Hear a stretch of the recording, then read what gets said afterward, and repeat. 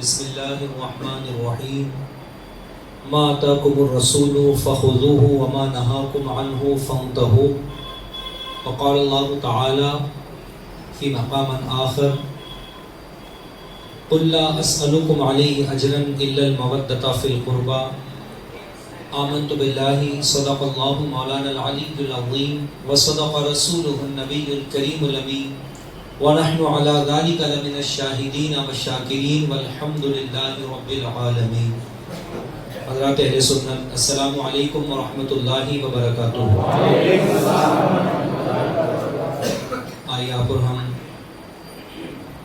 حضور پر نور شافع یوم النشور کی مقدس اور عالی بارگاہ میں عقیدت و محبت کے ساتھ درود و سلام کا نذرانہ پیش کریں اور پڑھیں اللہم صلی علی سیدنا مولانا محمد وبارک وسلم صلاۃ و سلام علیک یا رسول اللہ صلی اللہ تعالی علیہ وسلم۔ تیری نسبت سے ہے توقیر میری لوگوں میں، تیری نسبت سے ہے توقیر میری لوگوں میں، ورنہ میری ذات میں رکھا کیا ہے۔ تیری نسبت سے ہے توقیر میری لوگوں میں، ورنہ میری ذات میں رکھا کیا ہے۔ آؤ مدینے کے فقیروں سے ملے، بادشاہوں کی ملاقات میں رکھا کیا ہے۔ اسی نسبت کے حوالے سے ایک مثال دے کر میں گفتگو کو آگے لے کر چلوں۔ کوئی کرسی ہو ٹوٹی پھوٹی سی، ٹھیک سے بیٹھنے کے قابل بھی نہ ہو اور پرانی بہت زیادہ، اس کرسی کو اگر آپ کسی بھنگار والے کو دکھائیں کہ جناب یہ مجھے دینا ہے، تو وہ بھی جلدی اس کی کوئی قدر و قیمت لگانے کو تیار نہیں ہو، کہے گا میں کیا کروں گا اس کا، ویسی پڑی رہے گی، اسے آگے دوں گا کچھ ملے گا بھی نہیں مجھے۔ تو جب ایک خریدنے والا، بھنگار کا خریدنے والا اس کی کوئی قدر و قیمت نہیں رکھتا، تو دوسرا عام آدمی تو اس کی طرف دیکھنا بھی پسند نہیں کرے، کیا حاصل ہے اس ٹوٹی پھوٹی کرسی سے۔ مگر اگلے ہی پل اگر کوئی یہ آ کر کہہ دے کہ جناب یہ وہ کرسی ہے جس پر ایک اللہ کے ولی بیٹھا کرتے تھے، بس اتنا کہنے کی دیر ہوگی کہ اب بڑے بڑے مالدار، بڑے بڑے سرمایہ دار لاکھوں لاکھ خرچ کر کے چاہیں گے کہ یہ ہمیں مل جائے، مگر اب وہ غریب نادار جو اس کرسی کو بیچ رہا تھا وہ بھی اسے نہیں بیچے۔ ایسا کیا ہو گیا؟ تھوڑی دیر پہلے بھی یہی ٹوٹی پھوٹی کرسی تھی، تھوڑی دیر بعد بھی یہی کرسی، پہلے خریدنے والا کوئی قیمت اس کی نہیں لگا رہا تھا، اب لاکھوں کروڑوں لگنے کے بعد بھی یہ کرسی خریدی نہیں جا رہی ہے۔ تو کرسی میں کیا فرق ہو گیا؟ پہلے وہ خالی کرسی تھی، اب اس کی نسبت ذکر کرتے، پہلے وہ عام تھی، اب ولی کی نسبت اسے مل گئی، یہ کرسی خاص ہو گئی۔ تو جب ایک بے جان سی کرسی کسی ولی کی نسبت مل جانے سے بیش قیمت ہو جائے، تو جسے رسول اللہ کہیں الحسین منی وانا من الحسین، حسین مجھ سے ہے اور میں حسین سے، تو پھر ان کی قدر و قیمت کا کوئی اندازہ نہیں لگا سکتا، کوئی اندازہ نہیں لگا سکتا۔ نبی کونین صلی اللہ علیہ وسلم اگر دیکھا جائے نا تو در حقیقت ہر ایک کو بلندی رسول اللہ کی نسبت سے، کس نسبت سے ہے؟ حضور کی نسبت سے۔ ایک اور مثال دوں آپ، شاگرد اور استاذ دونوں میں کون بڑا؟ استاذ۔ معلومات میں کون بڑا؟ عمر میں کون بڑا؟ تجربے میں کون بڑا؟ مگر اب جب اس کے بعد یہ کہا جائے کہ وہ جو پڑھانے والے استاذ ہیں وہ پٹھان ہیں یا شاہ ہیں یا وہ شیخ ہیں، اور جو پڑھنے والا طالب علم ہے وہ سید، اب کون بڑا؟ ارے شاگرد بڑا کہ استاد بڑا؟ علم میں یہ بڑا تھا، تجربے میں یہ بڑا تھا، معلومات میں یہ بڑا تھا، عمر میں یہ بڑا تھا، اب یہ بڑا کیوں ہو گیا؟ علم تو اب بھی اس کا ویسا ہے، معلومات ایسی ہے، تجربہ ویسا ہے، سب کچھ ویسا ہے، کیا چیز نے اسے استاد سے بڑا کر دیا؟ حضور کی نسبت۔ سمجھ جس کو جو ملا ہے نا وہ حضور کی نسبت سے ہی ملا.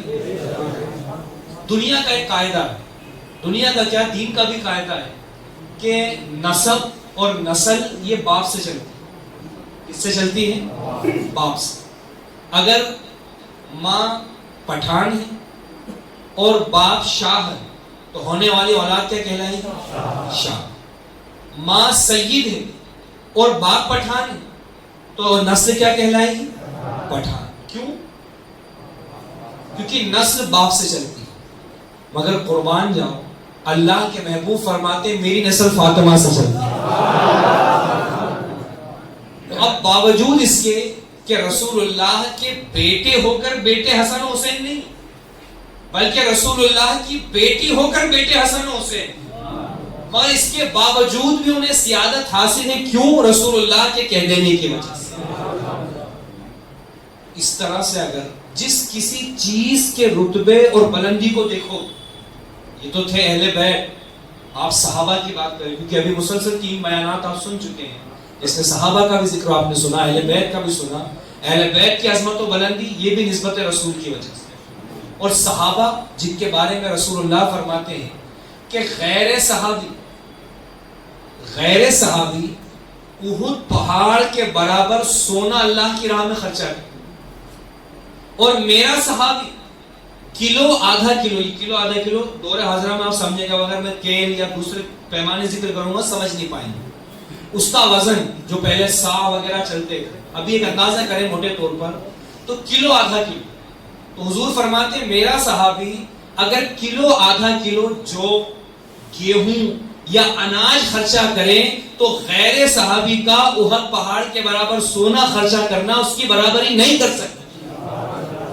کیوں نہیں کر سکتا؟ بھائی کیا جو ایسی چیز ہے جو سونے سے زیادہ قیمتی؟ ایسا بالکل نہیں. کیا اناج غلہ ایسی چیز ہے جو سونے سے زیادہ قیمتی؟ ایسا بالکل بھی نہیں. اگر جو کے برابر میں جو سونا خرچہ کیا جاتا تو بھی اس سے زیادہ تھا, تو کہاں کلو آدھا کلو اور کہاں پہاڑ. اور حضور نے کیا فرمایا, یہ پہاڑ اس کی برابری نہیں کر سکتا. تو خرچ کرنے والے دونوں ہیں, خرچ دونوں اللہ کی بارگاہ میں کر رہے ہیں. قدر و قیمت میں سونا سونا ہے, جو ہے یہ پہاڑ کے برابر ہے, یہ تھوڑا سا ہے, مگر حضور فرما رہے ہیں پھر بھی برابری اس کی نہیں کر سکتا.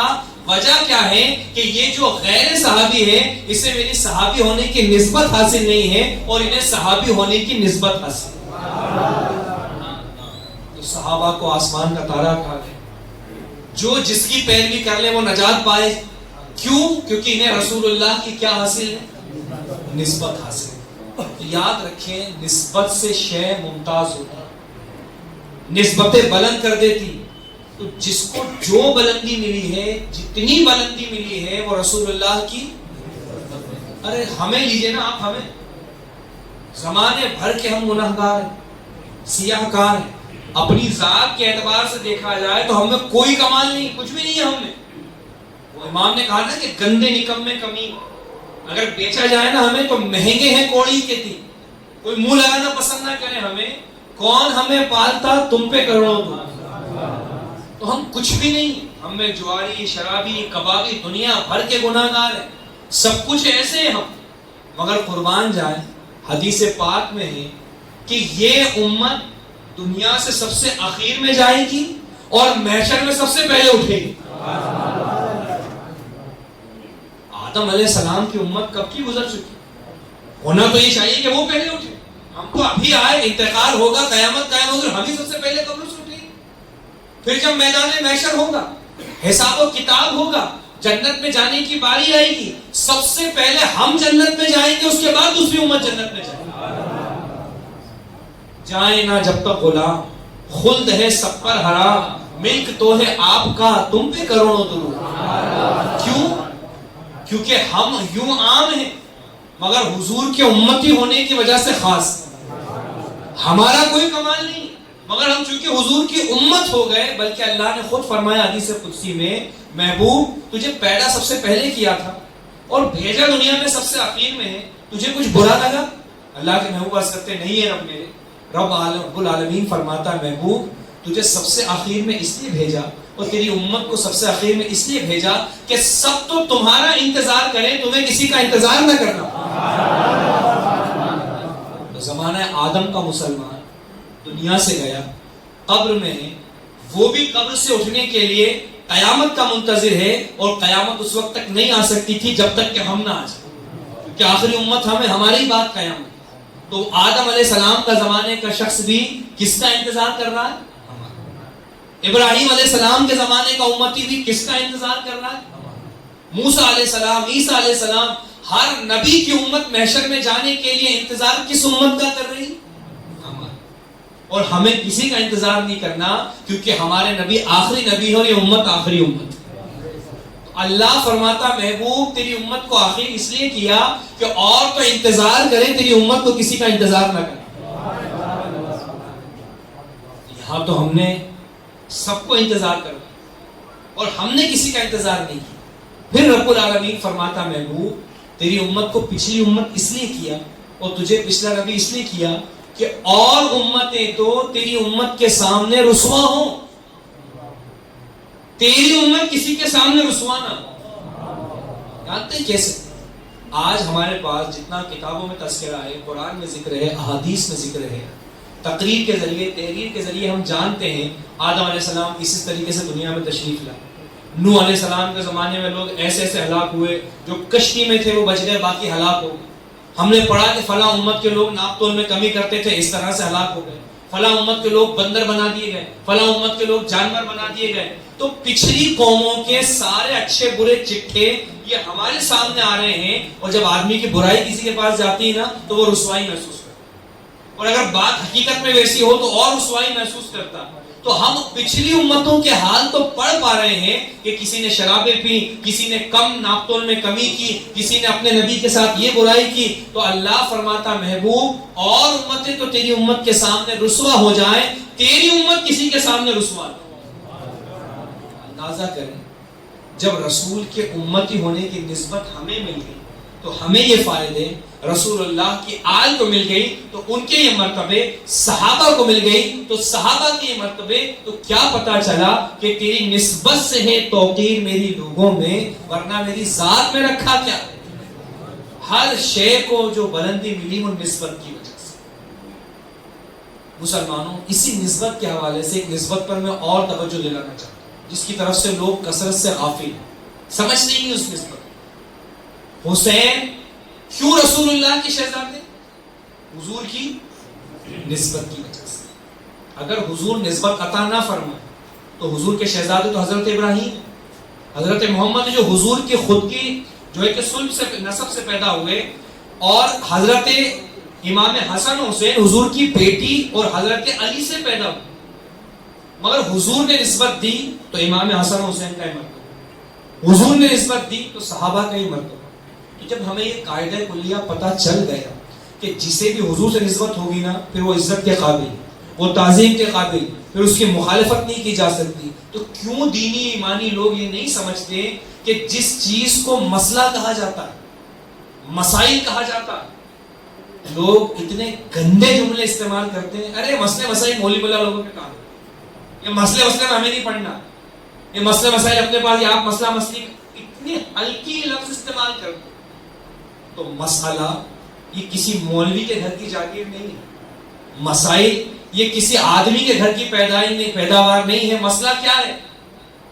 نبی نے بیٹھ کر پانی پیا تو بیٹھ کر پانی پینا اب یہ شرعی مسئلہ حضور کی نسبت سے، بات سمجھ رہے ہیں؟ عورت سے کہا جائے پردہ کرو، ارے اردے پردے چھوڑے، مولوی ملا کا مسئلہ ان کے پاس رکھو، ارے کیا ہے؟ رسول پاک کی آل جس کی اتباع لازم ہے، سیدہ فاطمہ نے پردہ کیا ہے، تو اب یہ شرعی مسئلہ ہے۔ تو مذہب اسلام کے جتنے مسائل ہیں اسے لوگ لے کر لوگ جو زبان کھولتے ہیں نا آڑی ٹیڑھی، تو بھائی تمہارے یہ کیسے جذبات ہیں؟ آل رسول کو نسبت کی وجہ سے بہت مانو، اصحاب رسول کو نسبت کی وجہ سے بہت مانو، اور شریعت کو بھی رسول اللہ سے نسبت ہے، اس نسبت کے باوجود شریعت پر توجہ ہی مت کرو۔ عمل کرنا نہ کرنا دور کی بات ہے، کرتے نہ کرتے، مگر برائی کرنے سے بھی لوگ باز نہیں آتے۔ ارے مسئلے مسائل رہنے دو، ہمیں مسئلے سے مطلب نہیں ہے۔ مردوں کی بھی زبان پر عام ہے، عورتوں کی بھی زبان پر عام ہے، تو ارے یہ شریعت بھی تو رسول اللہ کی نسبت سے ہے۔ بات سمجھ رہے ہیں آپ؟ قربانیاں کرنا، یوں آپ لاکھوں قربانی کرو مگر بقرعید کی واجب قربانی ہے رسول اللہ کی نسبت سے اس امت. روزے آپ پوری عمر رکھو، فرمایا پوری زندگی کا روزہ رمضان کے روزے کی برابری نہیں کر سکتا، رسول اللہ کی نسبت حاصل. لباس آپ دنیا کے سر پر پہن لو، سفید کی برابری نہیں کر سکتا کیونکہ رسول اللہ کی نسبت حاصل. سر پر آپ سونے نہیں ہیرے کے تاج پہن لو، امامے کی برابری نہیں کر سکتا کہ رسول اللہ کی نسبت. تو مسلمانوں اس کو دل دماغ میں بسا لو. آپ مسئلے پر عمل کرو نہ کرو یہ آپ کی نفس کی بات ہے، مگر کم سے کم خدا کے واسطے جیسے نسبت رسول حسنین کو حاصل ہے، پوری آل کو حاصل ہے، اگر ذرا سا گندا جملہ ادھر آ گیا نا تو حضور ناراض ہو جائے. رسول اللہ کے صحابہ کو حضور کی نسبت حاصل. حضور فرماتا ہے کہ میرے صحابہ کو برائی کی اس نے میرا دل دکھایا. تو ایسے ہی شریعت کے ہر مسئلے کو رسول اللہ سے نسبت حاصل. اگر اس مسئلے کے خلاف زبان کھولی تو تم رسول اللہ کو ناراض کر لو، اور حضور کو ناراض کر کے پوری زندگی حسین کرنا حسین راضی نہیں ہو سکتا. حضور کو ناراض کر کے پوری زندگی قرآن پڑھنا یہ فائدہ نہیں دے گا. تو ایک نسبت دل دماغ میں یہ بھی بسا لو کہ مذہب اسلام کے مسائل کو جو نسبت ہے وہ بھی کس سے ہے. تو جب حضور کی نسبت سے اہل بیت بلند ہوئے، حضور کی نسبت سے صحابہ بلند ہوئے، تو حضور ہی کی نسبت سے شریعت کا ہر مسئلہ بلند. بھائی بفے سسٹم میں کھڑے ہو کے مت کھاؤ. ارے تم پرانے خیالات کی، ارے خیال کی بات نہیں ہے، یہ بیٹھنا میرے آقا کی نسبت سے. ارے آپ کو سمجھ، یہ بہت اہم مسئلہ ہے اور لوگ توجہ نہیں دیتے، مگر چونکہ موقع نسبتوں کا ہی. آج امام حسین کا نام سن کے دل کی کلیاں کھل جاتی ہیں، مصیبت میں آل رسول کو یاد کرتے ہیں. کیوں؟ کیونکہ انہیں حضور کی نسبت ہے. یاد رکھیں کہ ہر ایک کو بلندی رسول اللہ کی نسبت سے ہے، اور اگر حضور سے کوئی بات ٹکرا جائے تو خواہ کوئی ہو وہ قابل قبول خدا کی بارگاہ میں ہو ہی نہیں سکتا. کیونکہ امام حسین بعد میں، امام حسن بعد میں، صحابہ بعد میں ہیں، بلکہ یہ تو امتی ہیں، یہ نبی کے بعد میں ہیں. نبیوں میں بھی سب سے اونچا مرتبہ رسول اللہ. یہ ہم نے ذکر محفل حسین کی کیوں جانتے ہیں؟ تاکہ ان سے محبت کا اظہار ہوگا تو کیا ہوگا؟ جب ہم سلسلہ آگے بڑھائیں گے نا تو اظہار ہوگا تو یہ کہ امام حسین خوش ہو جائیں گے. تو امام حسین خوش ہو جائیں گے تو کیا ہوگا؟ رسول اللہ خوش ہو جائیں گے. رسول اللہ خوش ہوں گے تو کیا ہوں گے؟ اللہ کی رضا میں. تو جو ہمارا لاسٹ جاتا ہے نا گھوم کے، وہ اللہ کی رضا. کس پر جاتا ہے؟ کیونکہ خدا ہے، اسی کی بندگی ہے. یہ پیشانی پانچوں وقت اسی کی بارگاہ میں رگڑ رہے ہیں. تو اصل مقصود خدا ہے، اور اس مقصود کے حاصل کرنے کا واحد ذریعہ مصطفیٰ. اور خود خدا نے انتظام فرمایا. اللہ تعالیٰ فرماتا ہے کنتو کنزم مخفیا، رب فرماتا ہے میں تو چھپا ہوا خزانہ تھا، معبود کو کوئی نہیں جانتا. جب اللہ نے ارادہ فرمایا کہ مجھے جانا جائے، رب العالمین فرماتا خلقت الخلق یا فخلقت محمد، میں نے اپنے نور سے اپنے حبیب کے نور کو پیدا فرمایا. تو یہ سمجھ لیجئے کہ بس خالق خدا ہے اور مخلوق مصطفیٰ ہے اور کچھ بھی نہیں. یہ معبود ہے اور یہ بندے ہیں. رب العالمین نے جب تک چاہا ہزاروں سال یہ نور قرب الہی میں رہا. پھر اس پروردگار عالم نے اسے نور مبین سے لوح، قلم، عرش، کرسی، فرش، آسمان، زمین یہ سب بنائے. حضور فرماتے ہیں اول ما خلق اللہ نوری، رب نے سب سے پہلے میرا نور پیدا فرمایا اور پھر میرے نور سے ساری کائنات کو وجود بخشا. خدا کے یہاں جس کا سب سے بڑا مرتبہ ہے وہ صرف مصطفیٰ. پھر مصطفیٰ سے جسے جتنا گہرا تعلق ہے اس کا مرتبہ آ رہا ہے سمجھ. تو تب بھی دیکھا جائے نا تو اصل مقصود یہ صرف حضور. پھر حضور کی تعلق اور نسبت کی وجہ سے سب کو بلند مرتبہ. تو اگر کسی کی کوئی بات، کسی کا کوئی جملہ، کسی کا کوئی فعل، کوئی کام حضور سے ہی ٹکرا جائے، حضور کی بات سے ہی ٹکرا جائے، تو وہ دنیا میں جس کسی کا دامن تھام لے وہ نجات نہیں پا سکتا. اور پھر یہ تو اس کی گمان میں ہے کہ میں نے ان کو تھام لیا ان کو تھام لیا. جو بھی رسول اللہ والا ہے وہ چاہے آل رسول ہو یا اصحاب رسول ہو، جب رسول کی مرضی کے خلاف کوئی کچھ کر کے ان کا نام لے تو وہ بھی ہرگز راضی نہیں ہوں، وہ بھی ہرگز پناہ نہیں دیں۔ مثال کے طور پر کوئی دن رات غوث اعظم کا ذکر کرے اور غوث اعظم کے آقا اور غوث اعظم کے بابا رسول اللہ کے دین کی مخالفت کرے تو غوث پاک اسے فائدہ نہیں دے، کیونکہ انہوں نے کبھی نہیں کہا کہ رسول اللہ کے دین کی مخالفت کرنا اور میرا نام لینا تو میں بچا لوں۔ کوئی پوری زندگی حسین حسین حسن حسن کرتا رہے اور رسول اللہ کے دین سے ٹکرانے والے کام کرے تو وہ ہرگز حسن و حسین کی بارگاہ میں قبول نہیں، اس لیے کہ وہ خود تو رسول اللہ کے دین کے بچانے کے لیے اپنے آپ کو فدا کر رہے ہیں، اور تو انہی کے دین کی مخالفت کر کے ان کا نام لے تو کیا وہ تجھے بچا لیں گے؟ ہرگز۔ تو ان نسبتوں کو دل دماغ میں پورے طرح سے جگہ دیں، صرف یہ نہ دیکھیں کہ حسنین کو نسبت ہے یا علی و فاطمہ کو نسبت ہے یا غوث پاک غریب نواز کو نسبت ہے تو ان کو تھام لیں، یا صحابہ کو ابوبکر و عمر کو نسبت ہے اور حضرات کو نسبت ہے، تو ایسے ہی رسول اللہ سے مذہب اسلام اور دین اسلام کے مسئلوں کو نسبت ہے۔ ہم سر ڈھک کے بیٹھے کیوں؟ کھلے بھی بیٹھ سکتے ہیں، مگر یہ ٹوپیاں یا سر کو چھپانا اسے بھی حضور سے نسبت ہے۔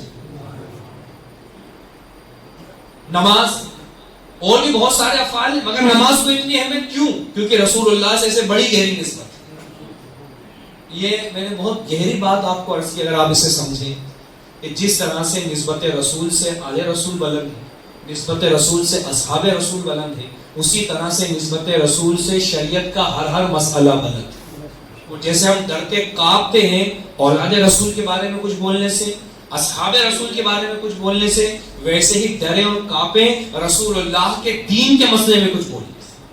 بات آئی آپ کو سمجھ؟ پھر اسی ماہ محرم الحرام شریف میں نے خطبہ مسنونہ کے بعد 2 آیتوں کی تلاوت کی ہے۔ پہلی میں نے عرض کی ما آتاکم الرسول فخذوہ، جو میرا رسول تمہیں دے اسے لے، یہ اللہ فرماتا، یعنی اصل خدا ہے، اور جو اللہ نے اپنی بارگاہ میں مقبولیت کا ذریعہ بنایا وہ صرف مصطفیٰ، پھر مصطفیٰ کی جو جتنے قریب ہوگا وہ اتنا قریب خدا کا ہوتا ہے۔ اللہ کے محبوب کے بارے میں اللہ نے فرمایا ما آتاکم الرسول فخذوہ، جو میرا رسول تمہیں دے نا اسے لے لو، وما نہاکم عنہ فانتہوا، اور جس سے میرا رسول تمہیں منع کر دے اس سے باز آ جائے۔ یہ مطلقاً خدا کی رضا حاصل کرنے کا ذریعہ۔ رسول کسی چیز کا حکم دے دے، پھر یہ مت سوچو میرے نفس پہ کتنا بھاری پڑ رہا ہے، میرے مال کا نقصان ہو رہا ہے، مجھے پسند نہیں آ رہا ہے، لوگ کیا کہیں گے، ہر چیز سے آنکھ موند لے اور صرف یہ دیکھے کہ میرے آقا کے بارے میں رب نے فرما دیا ہے ما آتاکم الرسول فخذوہ، جو میرا رسول دے اسے لے لو، وما نہاکم عنہ فانتہوا، جس سے میرا نبی منع کر دے اس سے باز آ جائے۔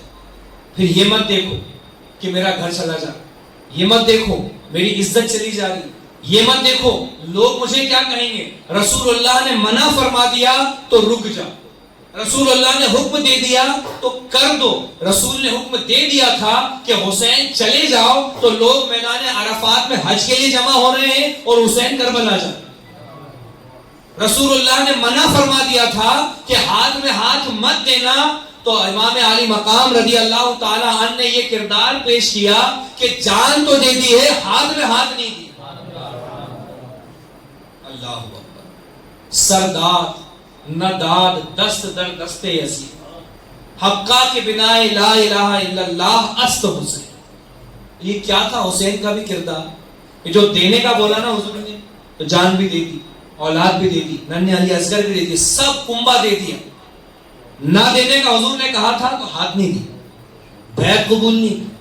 تو حسینیت کا جذبہ یہ ہے کہ رسول اللہ کے دین کے خاطر جب ہمارے آقاؤں نے، آقا زادوں نے جان مال ہر قربانی پیش کر دی مگر حضور کے دین کی خلاف ورزی برداشت نہیں، تو سچا حسینی بننے کے لیے اپنے مغالطے میں تو جس کو جو بننا ہو بنے، چھوٹ ہے، کوئی قانون نہیں ہے اسلام کے کہ بھئی روکا جائے۔ مثال کے طور پر آج ماہ محرم الحرام شریف کا چاند دکھنے کے ساتھ قرآن میں ایک اور آیت تلاوت کی، قُلْ لَا أَسْأَلُكُمْ عَلَيْهِ أَجْرًا إِلَّا الْمَوَدَّةَ فِي الْقُرْبَى۔ غالباً مجھ سے پہلے آپ تفصیلی تقریر سن چکے ہوں گے ان موضوع پر۔ کیا فرمایا اللہ کے محبوب نے کہ میں تم سے اپنی دعوت و تبلیغ پر کوئی اجرت اور بدلہ نہیں چاہتا، إِلَّا الْمَوَدَّةَ فِي الْقُرْبَى، میرے قرابت داروں سے، میرے رشتہ داروں سے، میرے اہل بیت سے محبت کرو۔ دنیا نے سنا سب نے کہا بالکل محبت کرتے ہیں. بھائی محبت کریں گے کیسے؟ ہر ایک کو کیا چھوٹ دے دی جائے گی؟ جس کی جیسی مرضی ہو محبت کرتا رہے اور نام لے لینا آل رسول سے محبت کرتے. تو یہاں پر اللہ نے فرمایا جو نبی دینا بس وہی لینا, اور جس سے منع کرتے اس سے رک جانا. حسین نے کربلا جا کر بھی ہاتھ نہیں دے کر بھی یہی بتایا. مگر یہاں کیا ہو رہا ہے؟ طرح طرح سے پورے شہروں میں دیہاتوں میں کسی کو دیکھ رہے ہیں ہم بالکل بلیک کرا ہوا اپنے آپ, کالے کپڑے, کالی ٹوپی, کالا پجامہ, گلیوں میں کالے جھنڈے, بار بار سینوں پہ مارنا, زخمی کر لینا, حسین حسین کرنا. اس سے بھی پوچھے نا جناب کیوں کر رہے ہو, یہ کیا حال بنا رکھا آپ؟ تو وہ کہے گا علیہ رسول کی محبت میں. اچھا کچھ لوگوں کو دیکھا چاند نکلا, وہ چاند نکلنے کے ساتھ فٹافٹ چوکیاں دھونے کی تیاری. کیوں بھائی کیوں کیا تم نے؟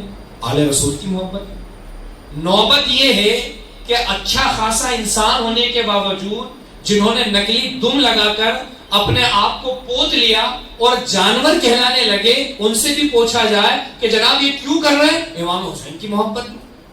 ان لوگوں نے جنہوں نے اپنے آپ کو کھڑا رہنا لازم کر لیا, سدا بن رہے صاحب کھڑے رہیں گے یہ اتنے دن, جناب آپ ایسا کیوں کر رہے ہیں؟ امام حسین کی محبت میں. کچھ کو دیکھا گیا فقیر بنیں گے, مانگ کے کھائیں گے, گھر سے اچھے ہیں مانگیں گے, کیوں صاحب؟ امام حسین کی محبت میں. یعنی جتنے منہ اتنی باتیں, محبتوں کے طریقے اتنے عام دکھ رہے ہیں. اگر ہم کچھ کہہ دیں تو بندہ کہے گا کہ نہیں آپ نہیں سمجھ پائیں گے محبت کی باتیں. تو ہم تو سمجھنا بھی نہیں چاہتے اور سمجھانا بھی نہیں چاہتے. ہم تو یہ کہنا چاہتے ہیں کہ آپ کا یہ عمل اور آپ کا یہ اظہار محبت خود علی اور حسن و حسین کو پسند ہے کہ نہیں, یہ معلوم کر لیا. ہمیں چھوڑے ہم کون ہیں؟ جن کی محبت کا دم بھرا, کیا انہی سے معلوم کر لیا کہ ان کی بارگاہ میں یہ محبت آپ کی قبول ہے کہ نہیں؟ وہاں کس کو پڑی؟ ہم جائزہ لیں ان لوگوں کا جو اپنے آپ کو کالا کر کے رکھتے ہیں. شیعہ کہلاتے ہیں, بہرے کہلاتے ہیں, رافضی کہلاتے ہیں, آغا خانی کہلاتے ہیں, تفضیلی کہلاتے ہیں. ان کو بھی دیکھو, عمارتوں پہ حسین, بلڈنگوں پہ حسین, مسجدوں پہ حسین, دکانوں پہ حسین. پہلا بولتے ہیں نا جو دال میں کالا, تو یہی سمجھ لینا چاہیے آدمی کو کہ رسول اللہ نے جو فرمایا نا جنتی جوانوں کا سردار, تو پہلے حسن کو فرمایا پھر حسین کو فرمایا. جو رسول اللہ نے فرمایا نا میں ان دونوں سے محبت کرتا ہوں, تو پہلے حسن پھر حسین. جو نبی کونین نے فرمایا نا کہ جو ان دونوں سے محبت کریں, ان کے ماں باپ سے محبت کریں, میرے ساتھ جنت میں ہوگا, تو دونوں میں حسین کے ساتھ حسن بھی. رسول اللہ صلی اللہ علیہ وسلم نے جنہیں کاندھے پر بٹھا کر گھمایا اور لوگوں نے کہا سوار تیری سواری کیسی اچھی ہے, تو حضور نے جس کے بارے میں فرمایا کہ سوار کیسا اچھا ہے وہ حسن. نبی کونین صلی اللہ علیہ وسلم خطبہ دے رہے ہیں, ننھے نغمے قدموں سے ڈولتے ہوئے جو آ رہے ہیں, جن کے گر جانے کے ڈر سے خطبہ چھوڑ کر رسول اللہ نے جسے سنبھالا ہے وہ حسن. حالت نماز میں, حالت سجدہ میں تسبیح پڑھتے پڑھتے جو پشت پر سوار ہوئے اور سجدے کو طول دیا گیا, جس کے گرنے کا خوف کیا وہ حسن. جسے رسول اللہ نے فرمایا ابنی ہاذا سید, یہ میرا بیٹا سردار ہے, یہ امام حسن. تو عاشقوں کا کانا پن تو یہی دکھانا کہ آنکھوں کے تارے تو حسن و حسین تھے. حضور کے ریحان جنتی پھول تو حسن و حسین تھے. ارے کیا بات ہے, بلڈنگ پہ صرف حسین ہے, دکان پہ صرف حسین ہے. غور کر رہے ہو آپ؟ ارے تمام بہروں کے چلے جاؤ, تھکیں گے نہیں, مگر ملے گا وہاں پر کیا صرف حسن ملتا ہے. کیوں؟ غور کرنا چاہیے. حضور نے جو فضیلتیں بیان کی وہ ہر جگہ کس کے لیے؟ حسن و حسین کی. ہم اس لیے تو حسنین والے, حسن والے بھی حسین والے بھی, دونوں شہید, دونوں کے مرتبے بڑھے. بلکہ اگر یوں دیکھا جائے تو امام حسن عمر کے اعتبار سے بڑھے. حضور کی صحبت امام حسین سے امام حسن نے زیادہ پائی. ہم تفاوت نہیں کرتے, فرق نہیں بیان کرتے, وہ دونوں آل رسول ہیں, ہم کسی کی گھٹت بڑھت نہیں کرتے, مگر دیکھا جائے تو جو فضیلت حاصل ہے ان کو حاصل ہے. بڑا بھائی ہونے کی فضیلت امام حسن کو ہی حاصل ہے. اور ہم کیا دیکھ رہے ہیں ہر جگہ پر؟ صرف کیا دیکھا دیکھتے ہیں, ان کالے کالے جھنڈوں پہ بھی کیا لکھا دیکھتے ہیں؟ آپ خود بتاؤ کہ جب رسول اللہ کی تعلیم سے ٹکرا جائے تو پھر وہ زندگی میں گلا پھاڑ کر حسین کرتے رہے، پورے گھر کو کالا کر کے حسین لکھ دیں، ایک ایک مارکے پہ حسین لکھ دیں، جو حسن کو چھوڑ دے کیا وہ حسین کی بارگاہ میں قبول ہوگا؟ ہرگز۔ اپنی محبت اپنے دماغ سے سوچتے رہو، کرتے رہو، اور ان کی بارگاہ میں قبول ہے۔ پھر ہم دیکھتے ہیں ماتموں میں بھی حسین، ہر جگہ حسین، تو جب حسن کو چھوڑا بات تو وہی ختم ہو جائے۔ اور پھر ہم دیکھتے ہیں ایک نیا طبقہ، ارے تم حسن حسین کی بات کرو، ہم تو علی کی بات کریں، یہ تو ان کے بھی والی تھے، ہم تو علی والے ہیں، بس پھر دم دم علی علی، مولا علی علی، پوچھو مت، گلے سکھا لیں۔ ٹھیک ہے بھائی، کیوں کر رہے ہو سر؟ ہمیں جذبہ ہے، ہمیں محبت ہے، یہاں سے لے کے تو اجمیر کے خدام تک، اب اس سب کو یہی رنگ چڑھاؤ، بتانا کیا چاہتے ہیں؟ تم تو بہت پیچھے ہو ہم سے، ہم تو صرف علی والے ہیں، اور جب علی کا ہی دامن مل گیا تو پھر ضرورت نہیں۔ اور ساری وہ حدیثیں جو اہل سنت بیان کرتے ہیں کہ جو آل رسول سے محبت کرے گا حضور کے درجے میں غلامی میں ہوگا، آل رسول سے محبت کرنے والا کشتی نور، وہ سب فٹ کر لیتے ہیں اپنے اوپر ہی۔ اگر ہم حضرت علی سے تو پوچھیں، اے علی، یہ لوگ آپ کا نام لے رہے ہیں اور ان روایتوں کو بیان کر رہے ہیں کہ آپ کی بارگاہ میں مقبول ہیں، تو بوہرے ہوں یا شیعہ، معاذ اللہ ان لوگوں کے یہاں حضرت ابوبکر صدیق اور عمر فاروق اعظم رضی اللہ تعالیٰ عنہما کو لے کر بڑے گندے تصورات، بلکہ برجستہ آنکھ سے دیکھنے والے لوگوں نے بیان کی یہ چیزیں، جو لوگ کام کرتے تھے کہ ہم نے بولے ٹائل سے نکالی ہیں تو ان کے گھر میں جہاں قدم رکھتے ہیں ان پتھروں کے نیچے ابوبکر عمر لکھا ہوا، اور واقعی یہ ہے بھی ایسے، یہ شروع سے معاذ اللہ ابوبکر عمر کو پسند نہیں کرتے، ان کی خلافت کو خلافت غاصبانہ کہتے، بہت سارے گھنونے عقیدے ہیں ان کے۔ جب ہم حضرت علی کی بارگاہ میں پوچھتے ہیں کہ علی تو ہم سے زیادہ نام لے رہے ہیں، وہ کہہ بھی رہے ہیں تم سے بڑھ کے ہم جو ہے کہ شیعان علی ہیں، ہم تو جو ہے کہ اہل بیت والے ہیں، کیا آپ کی بارگاہ میں قبول ہے؟ تو مولا علی ارشاد فرماتے ہیں کہ میری محبت کے ساتھ ابو بکر و عمر کا بغض جمع ہو ہی نہیں سکتا، اور جس کے دل میں میرے یاروں ابو بکر و عمر کا بغض ہو، علی کی محبت نہیں آ سکتی۔ تو خود علی نے فیصلہ کر دیا کہ تم گلے پھاڑو، کہ چیخو چلاؤ، کہ جو کرو، علی ہی کی محبت تمہارے دل میں نہیں۔ یہ ہم نے نہیں فیصلہ کی، یہ مولا علی نے کی، اور مولا علی نے خود سے نہیں کیا، کیونکہ ان کی بھی رسول اللہ کے حکم کی پابندی۔ علی بھی جانتے ہیں کہ مرتبہ صدیق بارگاہ رسالت میں کیا ہے، مرتبہ عمر بارگاہ رسالت میں کیا ہے۔ اسی لیے نا ایک دن حضرت ابوبکر صدیق جو محبت کرتے تھے حضرت علی سے، علی کے چہرے کو بار بار دیکھتے تھے، عائشہ صدیقہ نے کہا والد بزرگوار کیا بات ہے، کثرت سے علی کے چہرے کو دیکھتے ہیں؟ تو ابوبکر صدیق فضیلت علی بیان کرتے ہیں، عائشہ میرے آقا نے فرمایا علی کے چہرے کو دیکھنا عبادت ہے۔ تو مرتبے میں، افضلیت میں ابوبکر صدیق افضل ہے، مگر پھر بھی چہرے علی کو کیوں دیکھ رہے ہیں؟ رسول اللہ کے فرمان کی وجہ۔ ایک مرتبہ دیکھ کے مسکرا بھی دی۔ علی نے پوچھا ابوبکر دیکھ کے کیوں مسکرایا؟ ابوبکر صدیق کہتے مجھے تیری فضیلت یاد آ گئی علی، میرے آقا نے فرمایا ہے کہ جنت میں جانے کا ایک ہی راستہ ہے، پل صراط، اور اس پل صراط سے وہی شخص گزر کے جنت میں جائے گا اے علی جسے تم گزرنے کا پروانہ دے دو۔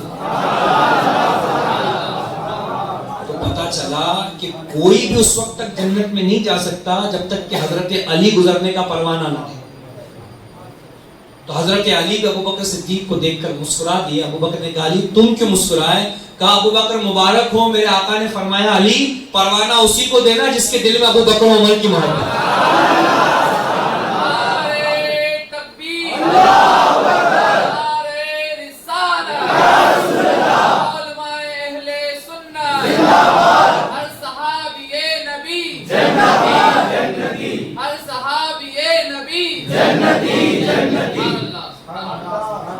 تو ہم جس کی بھی فضیلت مانتے ہیں حضور کے ارشاد کی بنیاد پہ مانتے ہیں، اور جس کسی کی فضیلت مان لی حضور کے ارشاد کی بنیاد پر مانتے۔